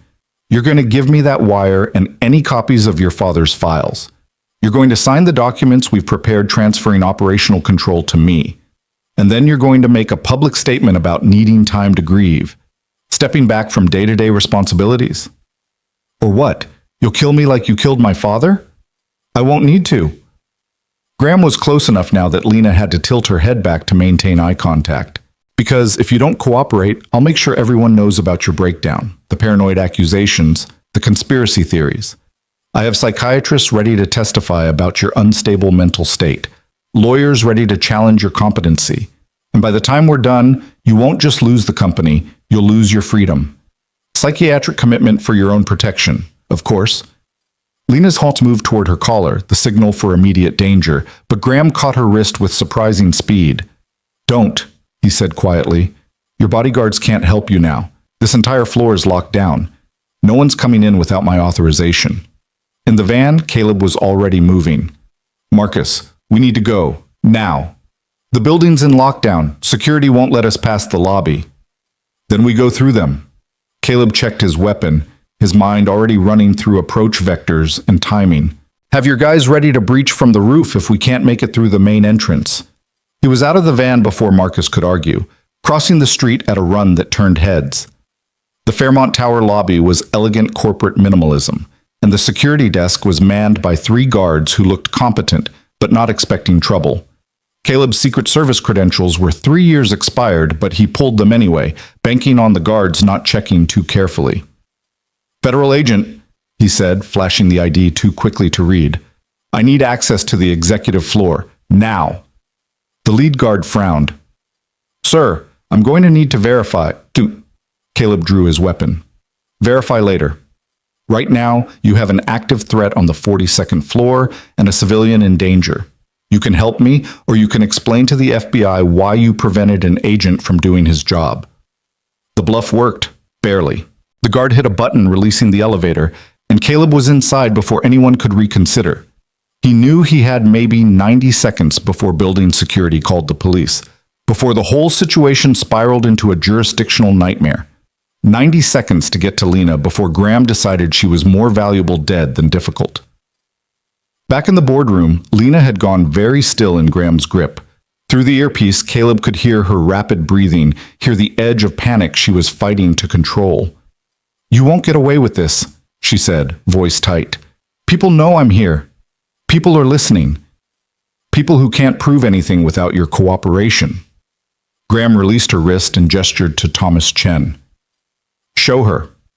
The lawyer opened his briefcase and pulled out a thick folder. "These are affidavits from psychiatric professionals stating that you've exhibited signs of severe emotional distress and possible dissociative disorder since your father's death. There's documentation of erratic behavior, paranoid ideation, and statements suggesting you might be a danger to yourself or others. With these, we can have you committed for evaluation. 72 hours minimum, possibly longer. Based on lies. Based on concern for your well-being." Edmund's voice carried false sympathy. "No one wants this, Lena. But you're clearly not in a state to make rational decisions. The recordings you think you have won't matter once a court rules you incompetent. Everything you've said will be dismissed as the ravings of a grief-stricken woman who couldn't handle the pressure." Lena looked around the table at faces that had smiled at her father's funeral, people who'd offered condolences and support while planning her destruction. "All of you, you all knew, you all helped him." "We all did what was necessary to protect the company," Graham said. "Your father was going to destroy everything with his moral crusading. He would have exposed the accounting adjustments, triggered investigations, tanked the stock price. 12,000 employees would have lost their jobs. Billions in shareholder value would have evaporated, all because he couldn't understand that sometimes the rules are too restrictive for real business to function. So you killed him." "I solved a problem." Graham's voice had gone cold, the mentor mask completely abandoned now. "Just like I'm solving the problem you've become. Your father made it easy. He was already stressed, already having cardiac symptoms from the chelation therapy we'd been adding to his coffee. One strong dose, a stressful confrontation, and his heart simply gave out. Natural causes. Tragic but unsurprising given his age and condition." There it was. The confession delivered with the casual arrogance of someone who believed he'd already won. In the van, Marcus was frantically documenting, capturing every word in multiple formats. But Caleb was focused on the elevator display, watching the numbers climb with agonizing slowness. 38th floor. 39th. Too slow. In the boardroom, Lena had recovered her composure, the panic replaced by something harder. "You're admitting you murdered my father." "I'm explaining reality to someone who needs to understand her situation." Graham smiled. "But since you've been so helpful as to record this conversation, let me be clear for your audience. Everything I've described is purely hypothetical, a scenario of what someone might have done if they were desperate enough and smart enough. I'm not confessing to anything except trying to help a mentally unstable young woman understand why she needs treatment. The courts won't see it that way. The courts will see what our lawyers tell them to see. We have resources you can't imagine, political connections, judicial relationships, media influence. By the time we're done, you'll be a cautionary tale about grief and delusion, not a crusader for truth." He gestured to Patricia, who'd been silent throughout. "Call Dr. Morrison. Tell Tell him we need an emergency psychiatric evaluation. Patricia reached for her phone, but before she could dial, an alarm started blaring. The boardroom lights flickered, and through the windows, Caleb saw emergency strobes activating in the hallway. "What the hell?" Edmund started. The boardroom door exploded inward. Not kicked, actual explosives, a small-shaped charge that blew the electronic lock without bringing down the wall. Caleb came through the smoke with his weapon raised, and the tableau froze like someone had hit pause on reality. "Step away from her," Caleb said, his voice carrying the absolute authority of someone trained to protect presidents. "Now." Graham's expression shifted through surprise to calculation to something approaching respect. "The driver. I should have known you'd be more than you appeared. Secret Service, retired, and I'm really tired of people trying to kill my passengers." Caleb kept his weapon trained on Graham while his eyes scanned the room, cataloging threats and exits. "Lena, come here." She moved around the table, putting distance between herself and Graham. Her face was pale, but composed, and Caleb saw in her eyes that she understood what came next. "You can't shoot all of us," Graham said calmly. "Don't need to shoot all of you. Just you." Caleb's finger rested along the trigger guard, the muscle memory of 1,000 training scenarios keeping his hand steady. "Federal agents are already on their way. The recording Lena made was being transmitted to the FBI, the SEC, and 3 major news outlets. Everything you said, every admission you made, is already in their hands. You're done." "Am I?" Graham's smile never wavered. "Because from where I'm standing, you just committed breaking and entering, assault on corporate security, and brandishing a weapon in a private business setting. You're not a federal agent anymore, Ward. You're just a driver with delusions of heroism." "Maybe, but I'm a driver with a really good recording of you confessing to murder.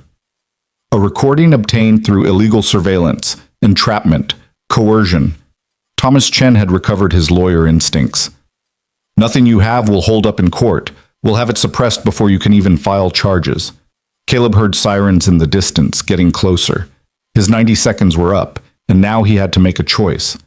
Stand here arguing while police arrived and complicated everything, or get Lena out while they still could. The decision was made for him when Marcus's voice came through his earpiece. "Caleb, we've got problems. Building security is mobilizing.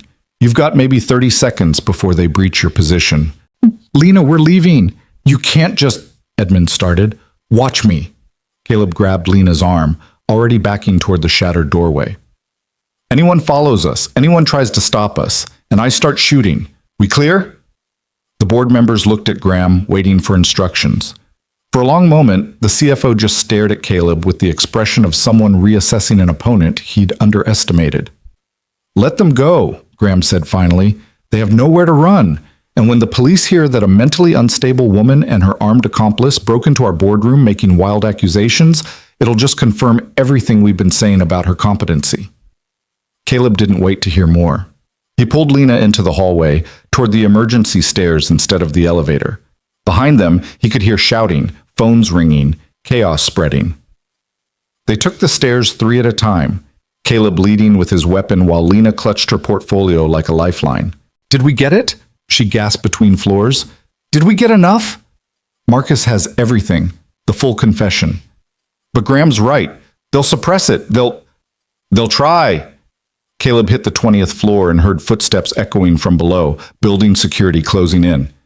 "But we've got insurance they don't know about." They burst out onto the 15th floor, cutting through office space full of workers who stared in shock at the armed man and the disheveled woman running past. Caleb found another stairwell, descended to the parking garage, and there was Marcus with the van engine running.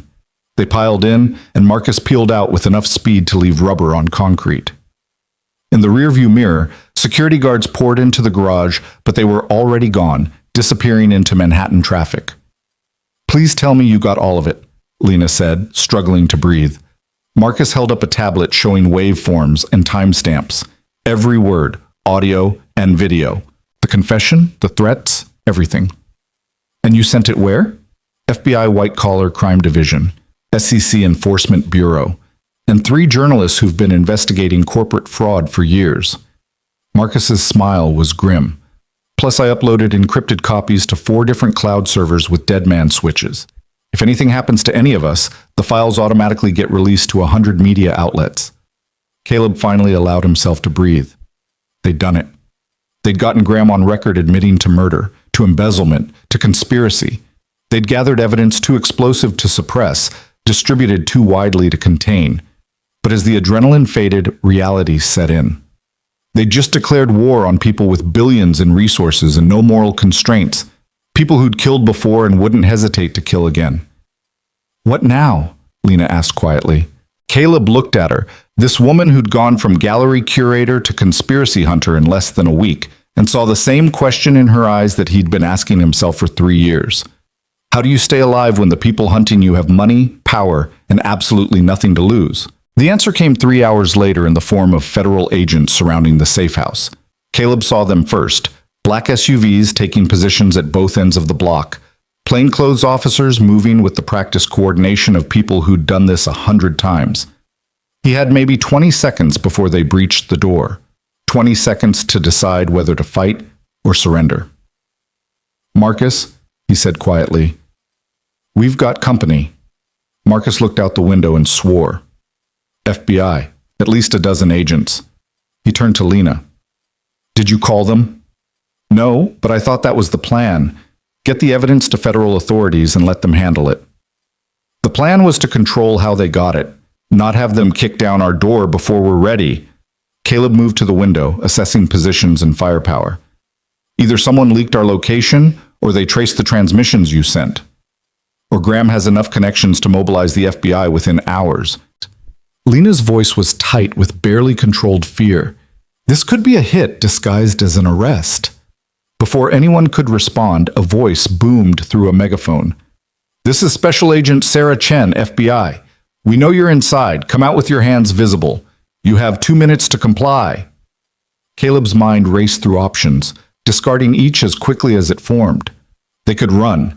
Marcus probably had an exit strategy built into every safe house he used, but running meant looking guilty, and guilty people didn't get fair trials. They could fight, but that was suicide against FBI tactical teams. Or they could trust that somewhere in the federal bureaucracy, someone still cared about evidence and justice more than protecting billionaires. "We go out," he said. "Hands up, no weapons, full cooperation." "Are you insane?" Marcus was already reaching for a go bag hidden under the couch. "We don't know who sent them or what they've been told. For all we know, Graham's already spun this as a kidnapping or corporate espionage. Then we correct the record, but we do it without giving them an excuse to shoot us."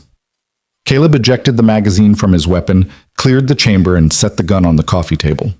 "Lena, leave the portfolio here. They'll confiscate it anyway, and we have copies. The files are already in federal hands. Marcus sent them hours ago, remember?" Caleb met her eyes. "This is the part where we trust the system, or at least trust that we've made the evidence too public to bury." Lena's hands shook as she set down the portfolio, but she nodded. Marcus hesitated a moment longer, then joined them at the door, his expression suggesting he thought they were making a terminal mistake. Caleb opened the door with his hands raised. "We're coming out, unarmed and compliant." The agents moved with textbook precision, separate them, pat them down, cuff them before anyone could reconsider. Caleb found himself face down on the hood of an SUV, while hands efficiently searched him for weapons. Beside him, Lena was being handled with only slightly more gentleness, and Marcus was arguing with an agent about unlawful detention. "Caleb Ward?" A woman's voice carrying authority and something that might have been curiosity. "Former Secret Service?"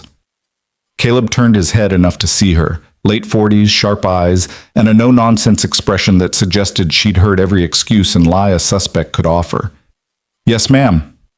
"Special Agent Chen, I need you to answer a question, and I need you to be very honest with me." She moved closer, studying his face. "Did you kidnap Lena Fairmont?" "What?" "No, I'm protecting her." "From what?" "From the people who murdered her father and tried to kill her twice in the last week." Caleb met her gaze steadily. "Did you receive the files we transmitted? The evidence of embezzlement and murder at Fairmont Industries?" "We received several encrypted files from an anonymous source, currently under review." Chen's expression gave nothing away. "We also received a call from Fairmont Industries' legal counsel.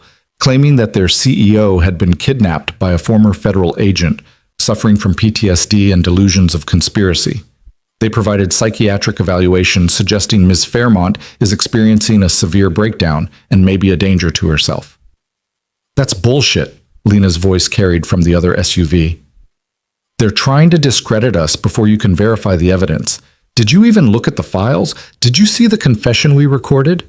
Miss Fairmont, I'm going to need you to calm down. Don't tell me to calm down. My father was murdered. Someone put poison in my champagne. They blew up a car trying to kill us. And now you're treating me like I'm the criminal? Agent Chen's expression softened fractionally.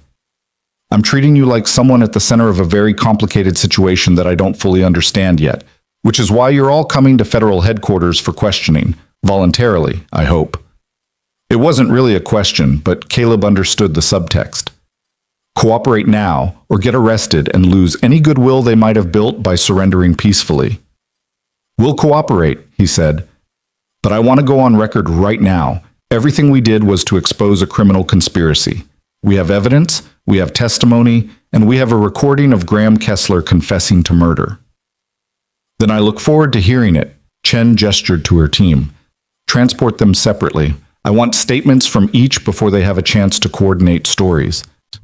The FBI field office in Manhattan was exactly as institutional as Caleb remembered from his Secret Service days. Fluorescent lighting that made everyone look sick, furniture designed for discomfort rather than aesthetics, and the particular smell of burnt coffee and broken dreams that seemed to permeate every federal building. They separated him from Lena and Marcus immediately, putting him in an interview room that was probably supposed to be intimidating, but mostly just felt tired. Caleb had been on the other side of this table enough times to know the psychology, make them wait, let anxiety build, create the impression that you already know everything and are just waiting for them to confirm it. He waited 2 hours before Agent Chen finally walked in carrying a tablet and 2 cups of coffee. She set one in front of him and took the seat across, her expression professionally neutral. Your story checks out, she said without preamble. Parts of it anyway. You were Secret Service, exemplary record until you resigned 3 years ago. Your wife died in a single car accident that was ruled accidental but had some anomalies in the investigation. You've been working as a driver since then, no criminal record, good reputation with your employer. And Lena Fairmont? Gallery curator turned reluctant billionaire. Father died 6 weeks ago from what was officially ruled a heart attack. She inherited controlling interest in Fairmont Industries and by all accounts has been struggling with the transition. Chen took a sip of her coffee. Now, where the story gets interesting is what happened at the Cartwright Gala. We pulled security footage, saw you assault Miss Fairmont in front of 200 witnesses. I saved her life. By forcing a kiss on her and drinking champagne that was allegedly poisoned. Chen's tone suggested skepticism. Except when we tested the remnants of that champagne, we found nothing. No poison, no toxins, nothing except expensive alcohol and your DNA. Caleb felt ice settle in his stomach. That's impossible. I felt the effects. Burning, blistering, cardiac symptoms. Marcus Chen treated me for exposure. Marcus Chen, unlicensed medical practitioner who's been on our radar for providing health care to people who don't want official records of their injuries. Chen pulled up something on her tablet. Did it occur to you that he might have his own reasons for claiming you were poisoned? That maybe this whole conspiracy was manufactured to give you and Miss Fairmont a reason to access company files you had no legal right to see? No, that's not... Caleb stopped himself, recognizing the trap. She was testing him, looking for inconsistencies or anger that would suggest guilt. The waiter, the man who served the champagne, your footage must show him. We have footage of a man matching the description you provided entering and exiting the building. But without a clear facial shot, we can't identify him. And the catering company has no record of anyone who wasn't on their official roster. Chen leaned forward. So either this was an incredibly sophisticated conspiracy involving fake employees and untraceable poison, or you misread a situation and escalated it based on paranoia. What about the car bomb? Are you saying we imagined that too? The car bomb was real. Killed a vehicle registered to the car service you work for. But here's the thing. We can't find any evidence it was specifically targeting you or Ms. Fairmont. The timer suggests it was set to detonate around shift change when the garage would be full of people. Could have been targeting anyone in that building. Caleb felt the ground shifting beneath him, every piece of evidence that had seemed solid suddenly becoming questionable. You're saying this could all be coincidence? I'm saying that so far the only crime I can prove is that you broke into Fairmont Industries, assaulted security, and held board members at gunpoint. Chen's expression was hard. That's felony breaking and entering, assault with a deadly weapon, and unlawful imprisonment. You're looking at serious prison time unless you can give me something concrete. The recording. Graham Kessler's confession. We have a recording of a hostile confrontation where a man was clearly being baited into making inflammatory statements while under duress from an armed assailant. His lawyers are already arguing it's inadmissible, obtained through coercion and illegal surveillance. Chen set down her tablet. Mr. Ward, I want to believe you. The financial records you provided show irregularities that warrant investigation. But irregularities aren't proof of crime, and everything else you've claimed is circumstantial at best. Then why are we here? If you think this is all paranoia and illegal evidence, why bring us in instead of arresting us? Chen was quiet for a moment, studying him with an intensity that suggested she was making a calculation. Because 20 years in this job has taught me that where there's this much smoke, there's usually fire. And because 30 minutes ago, we received information that changes things. She pulled up a new file on her tablet, turned it so Caleb could see. It was a photograph, grainy security footage showing a man in a white coat entering a building Caleb didn't recognize. This was taken 6 weeks ago at a private medical facility in Connecticut. The man in the photo is Dr. Raymond Morrison, a psychiatrist who specializes in cognitive disorders and competency evaluations. Guess who he was visiting? Caleb studied the photo, saw a second figure partially visible in the frame. Robert Fairmont, 2 days before he died. According to the facility's records, Dr. Morrison was there to evaluate Mr. Fairmont's mental state at the request of the Fairmont Industries Board. They were concerned about his decision-making, wanted professional assessment of his competency to continue running the company. Chen's voice had gone harder. Except Robert Fairmont never agreed to any evaluation. And Dr. Morrison's report, which was filed with the board but not shared with Mr. Fairmont or his family, concluded that he was showing signs of paranoid ideation and recommended he step down immediately. They were building a case to remove him. Or they were documenting legitimate concerns about his mental health. Either way, it's suspicious timing. Chen swiped to another image, Dr. Morrison again, this time in a much more recent photo. This was taken this morning, Dr. Morrison arriving at Fairmont Tower, presumably to evaluate Ms. Fairmont using the same criteria he applied to her father. Caleb's jaw tightened. Graham mentioned a doctor.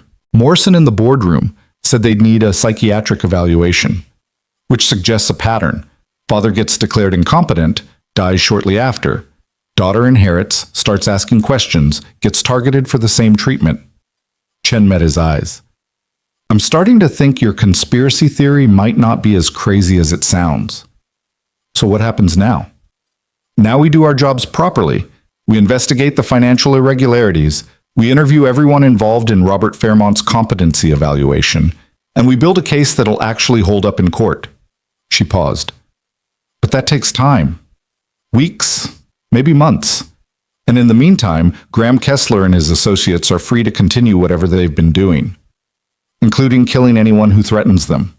I can offer you protective custody, safe house, federal protection, complete anonymity until we're ready to move.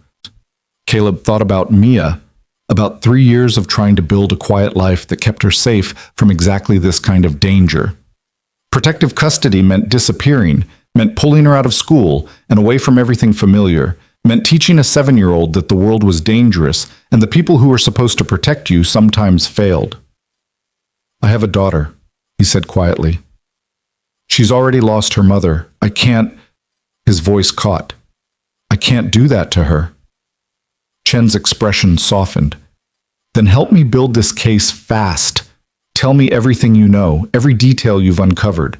Give me enough to get warrants, to freeze assets, to move before they can destroy evidence or flee.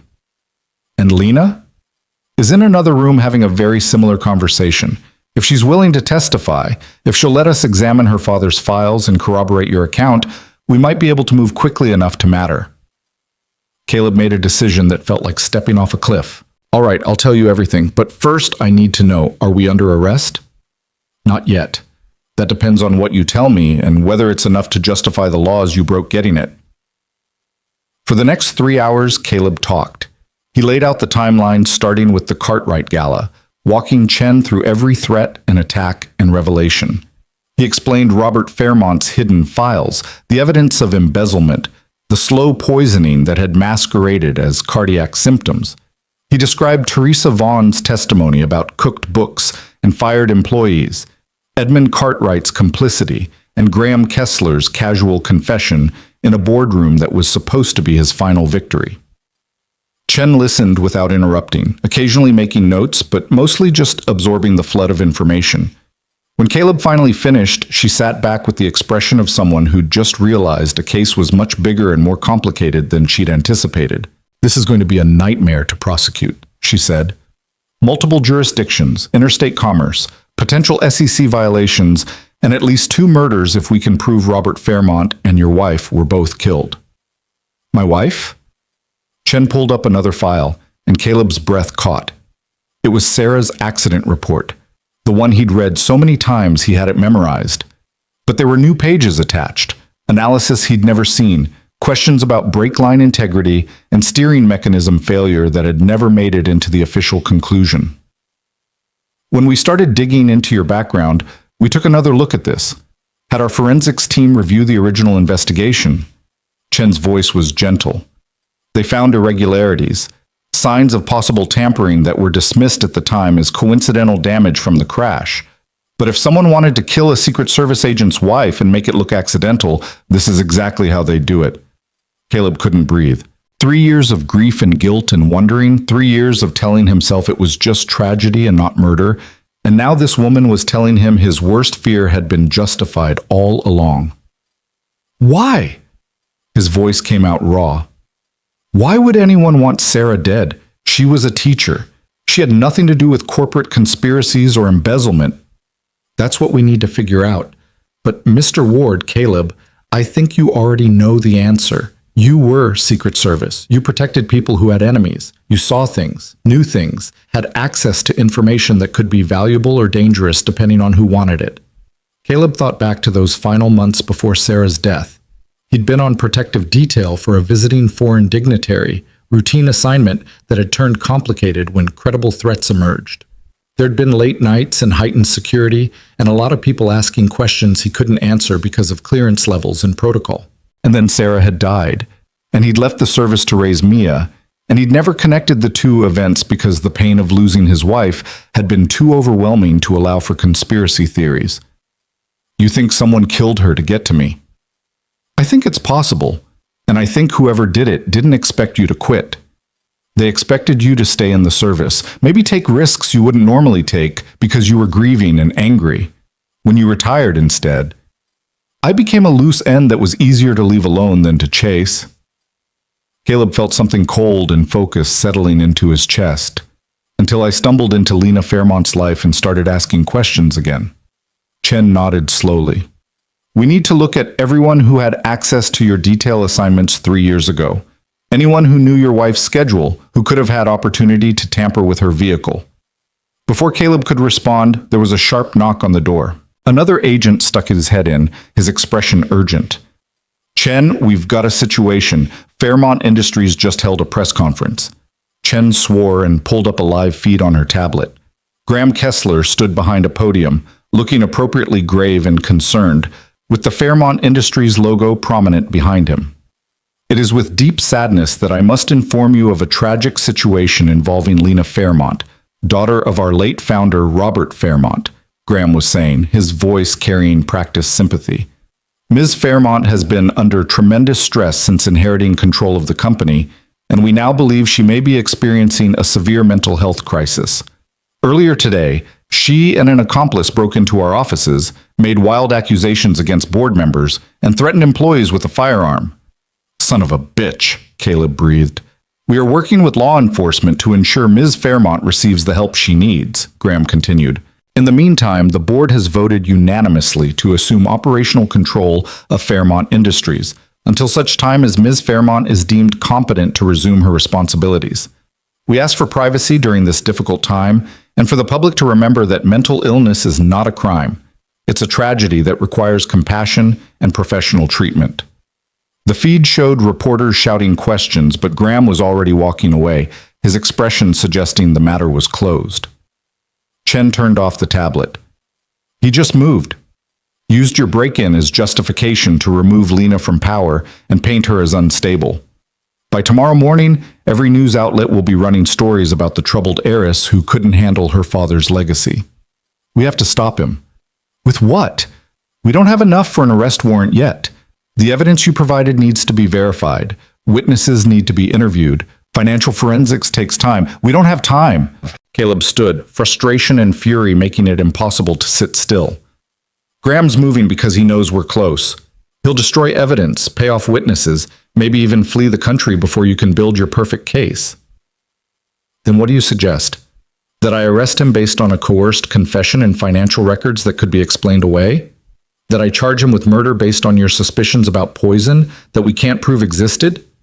Chen's voice rose. I want to stop him too, but I need evidence that'll actually convict him, not just create headlines. Caleb was about to respond when his phone buzzed. Not the burner Marcus had given him, but his personal phone, which the FBI had confiscated and he'd just gotten back. A text from an unknown number.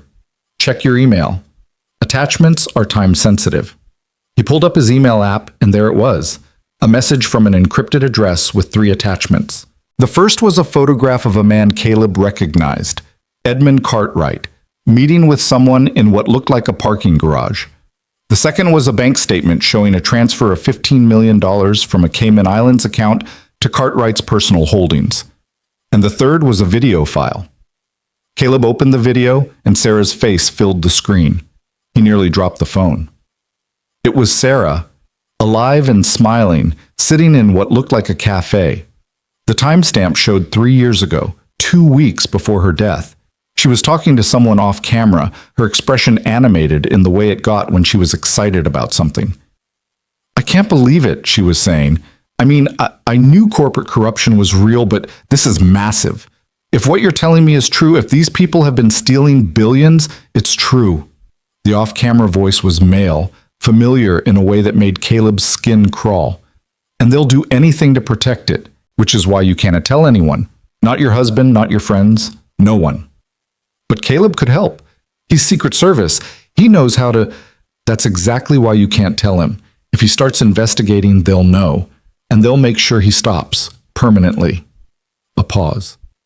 I'm trusting you with this because you're smart, and because I need someone outside the conspiracy to hold on to this information. But you need to be careful. These people are dangerous. The video ended. Caleb stared at the screen, his mind refusing to process what he'd just seen. Sarah had known. She'd known about corporate corruption and conspiracy, and someone had trusted her with information, and... He played the video again, this time focusing on the reflection in the cafe window behind Sarah. There, barely visible, was the face of the person she'd been meeting with.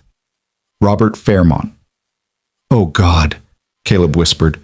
Chen was reading over his shoulder, her expression growing grimmer with each second. Your wife knew Lena's father. They were in contact before both their deaths. She never mentioned it, never said anything about meeting him or about any investigation. Caleb's voice sounded distant even to his own ears. Why wouldn't she tell me? Because he told her not to, because he was trying to protect you both and ended up getting her killed instead. Chen grabbed the phone.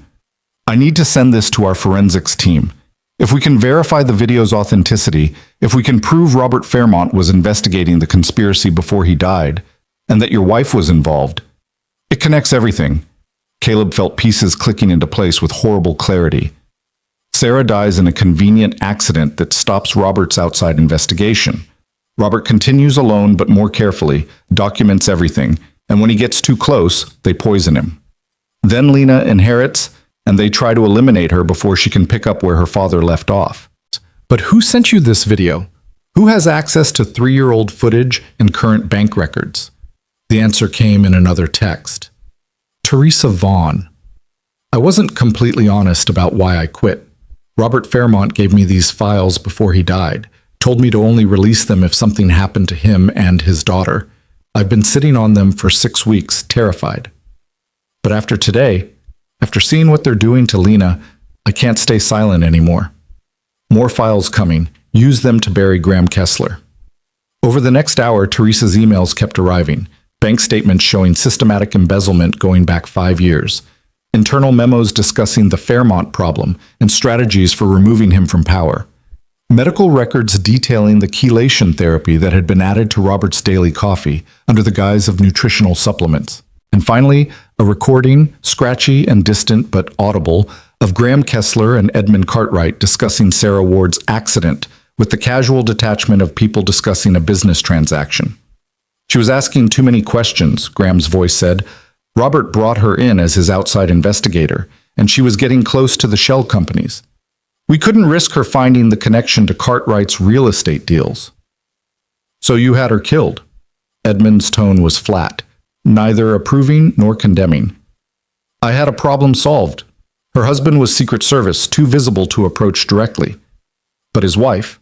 A teacher with a predictable schedule and a car old enough that tampering wouldn't be immediately obvious. Simple solution.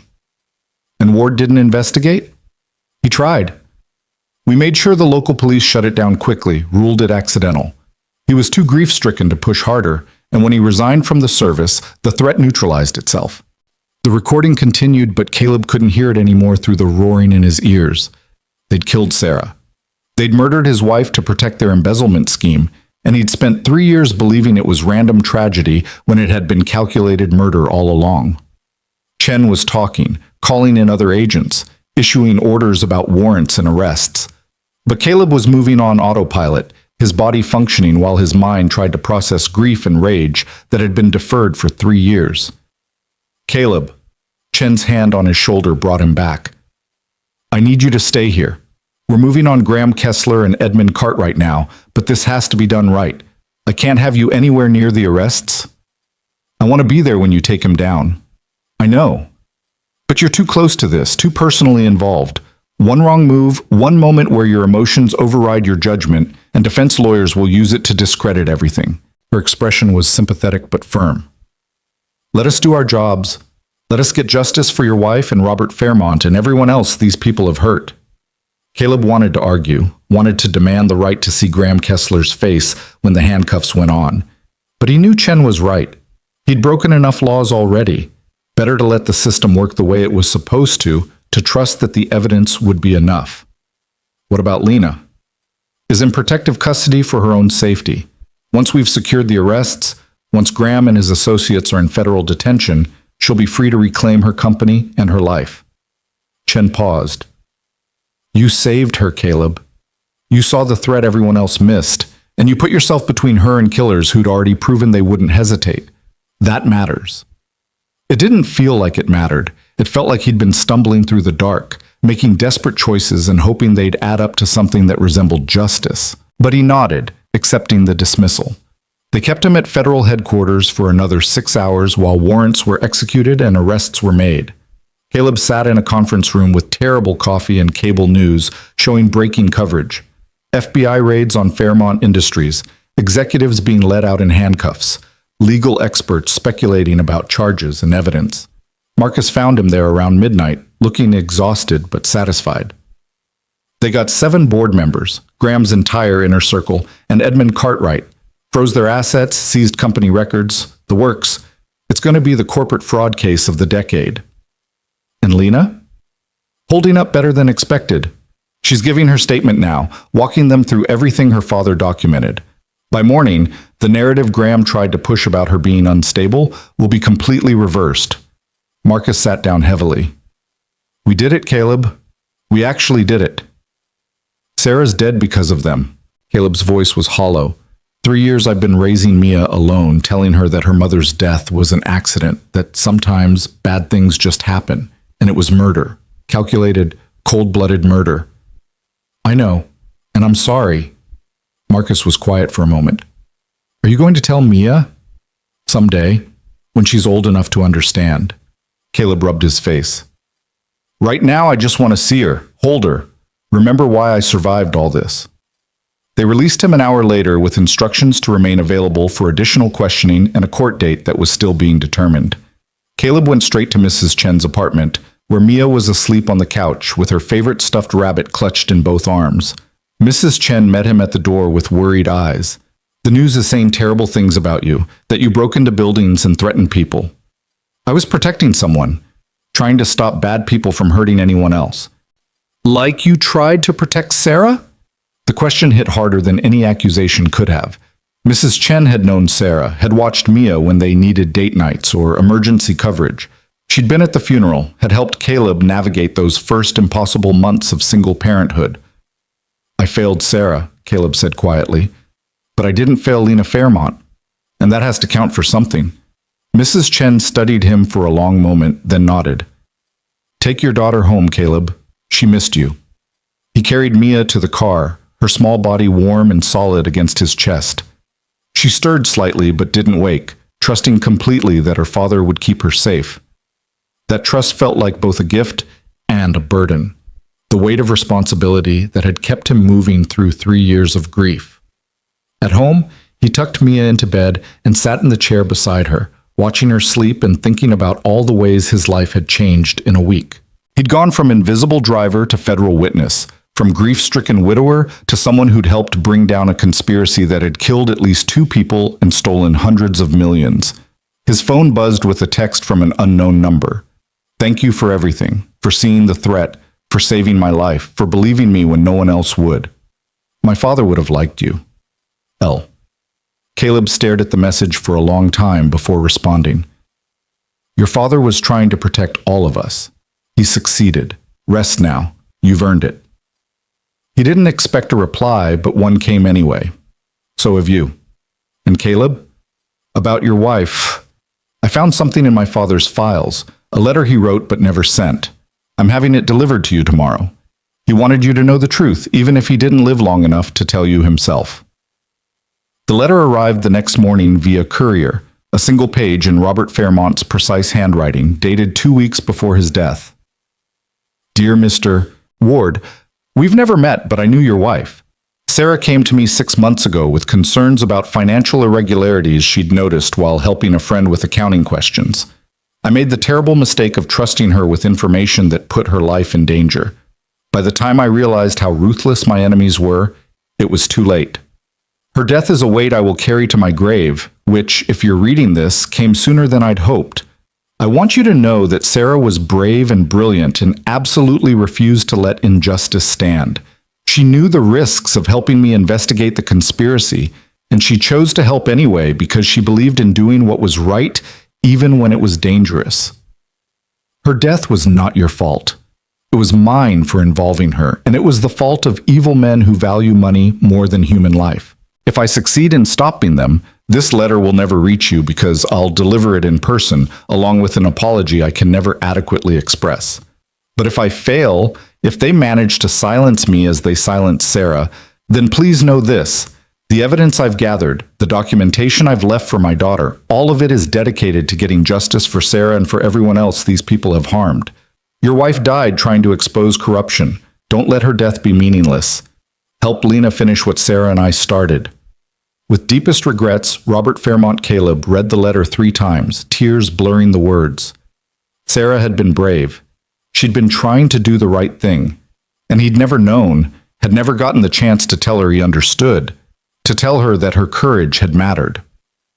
Daddy, why are you crying? Mia stood in the doorway, her rabbit trailing from one hand. Caleb wiped his eyes and pulled her into his lap. I'm crying because I'm sad and happy at the same time, he said. Sad because I miss Mommy. Happy because I just learned something new about her, that she was helping people, trying to stop bad guys. Like superheroes? Exactly like superheroes. Mommy was brave and she was fighting to protect people who couldn't protect themselves. Mia thought about this seriously. Did she win? Caleb looked at his daughter's earnest face and made a choice. Not by herself, but she started something important and other people finished it for her. So yes, in the end, the good guys won. Good. Mia hugged him tight. I want to be brave like Mommy when I grow up. You already are, sweetheart. You already are. The next 3 weeks were a blur of depositions, grand jury testimony, and media coverage that turned Caleb and Lena into unlikely heroes. Graham Kessler was indicted on 17 counts, including murder, conspiracy to commit murder, embezzlement, and fraud. Edmund Cartwright faced similar charges, and the entire Fairmont Industries board was facing civil suits and criminal investigation. Teresa Vaughn was granted immunity in exchange for her testimony, and the accounting department she'd worked in was gutted and rebuilt under federal oversight. Dr. Morrison lost his medical license and was facing charges of conspiracy for his role in the competency evaluations. Through it all, Caleb tried to maintain some semblance of normal life for Mia. He went back to work at the car service, though his boss kept assigning him high-profile clients who specifically requested the driver who took down a billionaire. He declined most of them, preferring the anonymity of regular routes and ordinary passengers. But normal was relative now. He'd been interviewed by federal prosecutors, profiled in national media, and offered book deals he had no intention of accepting. His quiet life was thoroughly shattered, and there was no putting the pieces back the way they'd been. Lena Fairmont reclaimed control of Fairmont Industries 3 weeks after the arrests, walking into the boardroom with federal agents clearing the way and cameras capturing every moment. She gave a statement about rebuilding the company with transparency and integrity, about honoring her father's legacy by doing what was right instead of what was profitable. Privately, she offered Caleb a position as head of security, a role that would pay significantly more than driving and would let him use the skills he'd been suppressing for 3 years. He turned it down, but not because he didn't appreciate the offer. "I need to be present for my daughter," he told Lena over coffee in a cafe far from the media circus. "I've spent 3 years trying to keep her safe by staying invisible, and it didn't work. Now I need to keep her safe by being there. Actually there, not just physically present while my mind's somewhere else watching for threats." "I understand." Lena wrapped her hands around her cup, looking younger without the weight of conspiracy pressing down on her. "But the offer stands. Whenever you're ready, whatever you need, you call me. You saved my life, Caleb. That's not a debt I'll ever be able to repay. You don't owe me anything. I did what anyone should have done." But most people wouldn't have. Most people would have assumed the champagne was fine, that I was safe at a vetted charity gala, that threats don't come for billionaires in ballrooms. Her smile was sad. "You saw what others missed because you've lived through loss and you know how quickly everything can change." They sat in comfortable silence for a while. Two people who'd been strangers 2 months ago and were now bound by shared trauma and unlikely victory. "What will you do now?" Caleb asked finally. "Rebuild. Make Fairmont Industries into the company my father dreamed it could be. Ethical, transparent, actually serving the employees instead of just enriching executives. It'll take years and I'll make mistakes, but..." She paused. "I have to try. For him. For everyone Graham hurt. You'll succeed. You're tougher than you think. I learned from the best." She stood, gathering her things. "Take care of yourself, Caleb, and if you ever change your mind about that job offer, you'll be the first to know." Graham Kessler's trial began 6 months later and lasted 3 weeks. The prosecution presented overwhelming evidence, financial records, recordings, testimony from dozens of witnesses. Teresa Vaughn walked the jury through the accounting fraud with charts and spreadsheets that made the embezzlement undeniable. Medical experts explained how chelation therapy could mimic cardiac symptoms when administered in the right dosages. And Caleb testified about Sarah, about the video showing her meeting with Robert Fairmont, about the recording of Graham admitting to having her killed. The defense tried to discredit him, tried to paint him as a grief-stricken ex-agent with an agenda, but the evidence was too strong to dismiss. The jury deliberated for 7 hours before returning guilty verdicts on all counts. Graham Kessler was sentenced to life in prison without possibility of parole. Edmund Cartwright received 35 years. The other board members got varying sentences, but all of them would spend significant time in federal prison. Caleb watched from the gallery as the sentences were read, Lena sitting beside him and Mia at home with Mrs. Chen. He felt the weight of 3 years finally lifting, the knowledge that Sarah's death had been avenged and that Mia would grow up knowing her mother had been murdered by people who were now being held accountable. It didn't bring Sarah back. It didn't erase the grief or the years of raising their daughter alone. But it meant something. It meant Sarah's courage hadn't been wasted, that she'd been part of something bigger than either of them had realized. Outside the courthouse, reporters swarmed with questions and cameras. Caleb ignored them, heading for his car with single-minded purpose. He had to pick up Mia from school, had promised to take her for ice cream and help with a science project about butterflies. His phone buzzed one last time as he pulled away from the curb. A message from Lena. "Thank you for everything. My father left me a company, but you gave me justice. That's a gift I'll never forget." Caleb didn't respond immediately. Instead, he drove to Mia's school and waited in the pickup line, watching children stream out with backpacks and laughter. When Mia spotted him, her face lit up with uncomplicated joy, and she ran to the car with her rabbit tucked under one arm. "Daddy, can we get chocolate ice cream?" "Absolutely. Whatever you want, sweetheart." As they drove toward the ice cream shop, Mia chattering about her day and the butterflies in her science book, Caleb felt something he hadn't felt in 3 years. Not happiness exactly, but possibility. The sense that maybe, finally, they could start building a future instead of just surviving the present. His phone buzzed again. Another message. This one from an unknown number with an attachment that made Caleb's blood run cold. It was a photograph, recent, taken with a telephoto lens showing Mia at her school playground. The message read, "Graham wasn't working alone. You destroyed one network, but others remain. Sarah knew too much, and now so do you. Watch your daughter carefully, Mr. Ward. Accidents happen to those who ask too many questions." Caleb pulled over, his hands shaking. He forwarded the message to Agent Chen immediately, his mind already cataloging threats and defensive measures. The conspiracy was bigger than they'd realized. There were more players, more danger, more people who thought silence could be bought with fear. But as he looked at Mia in the rearview mirror, still chattering about butterflies and ice cream flavors, Caleb made a decision. He'd spent 3 years invisible, 3 years hiding from a world that had taken his wife. He'd learned the hard way that invisibility didn't mean safety. It just meant being unprepared when danger found you anyway. So he wouldn't hide anymore, wouldn't shrink from threats or pretend the darkness couldn't reach him. Instead, he'd do what he should have done 3 years ago. Stand in the light, acknowledge the danger, and fight back with everything he had. Because Sarah had been brave. Lena had been brave. And Mia deserved a father who chose courage over fear, who taught her that sometimes the only way through was straight ahead, even when straight ahead looked terrifying. The darkness had found him, had found his daughter, had found the one person he loved more than safety or peace or his own life.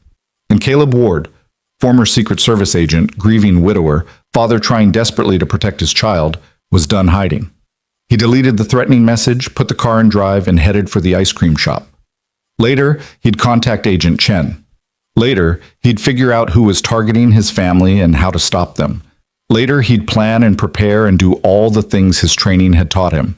But right now, he had a daughter who wanted chocolate ice cream and had questions about butterflies. And those moments, those small, perfect moments of ordinary life, were worth fighting for. The story wasn't over. The threat remained. But for the first time in 3 years, Caleb wasn't facing it alone or running from it in fear. He was ready, and whatever came next, he'd meet it standing.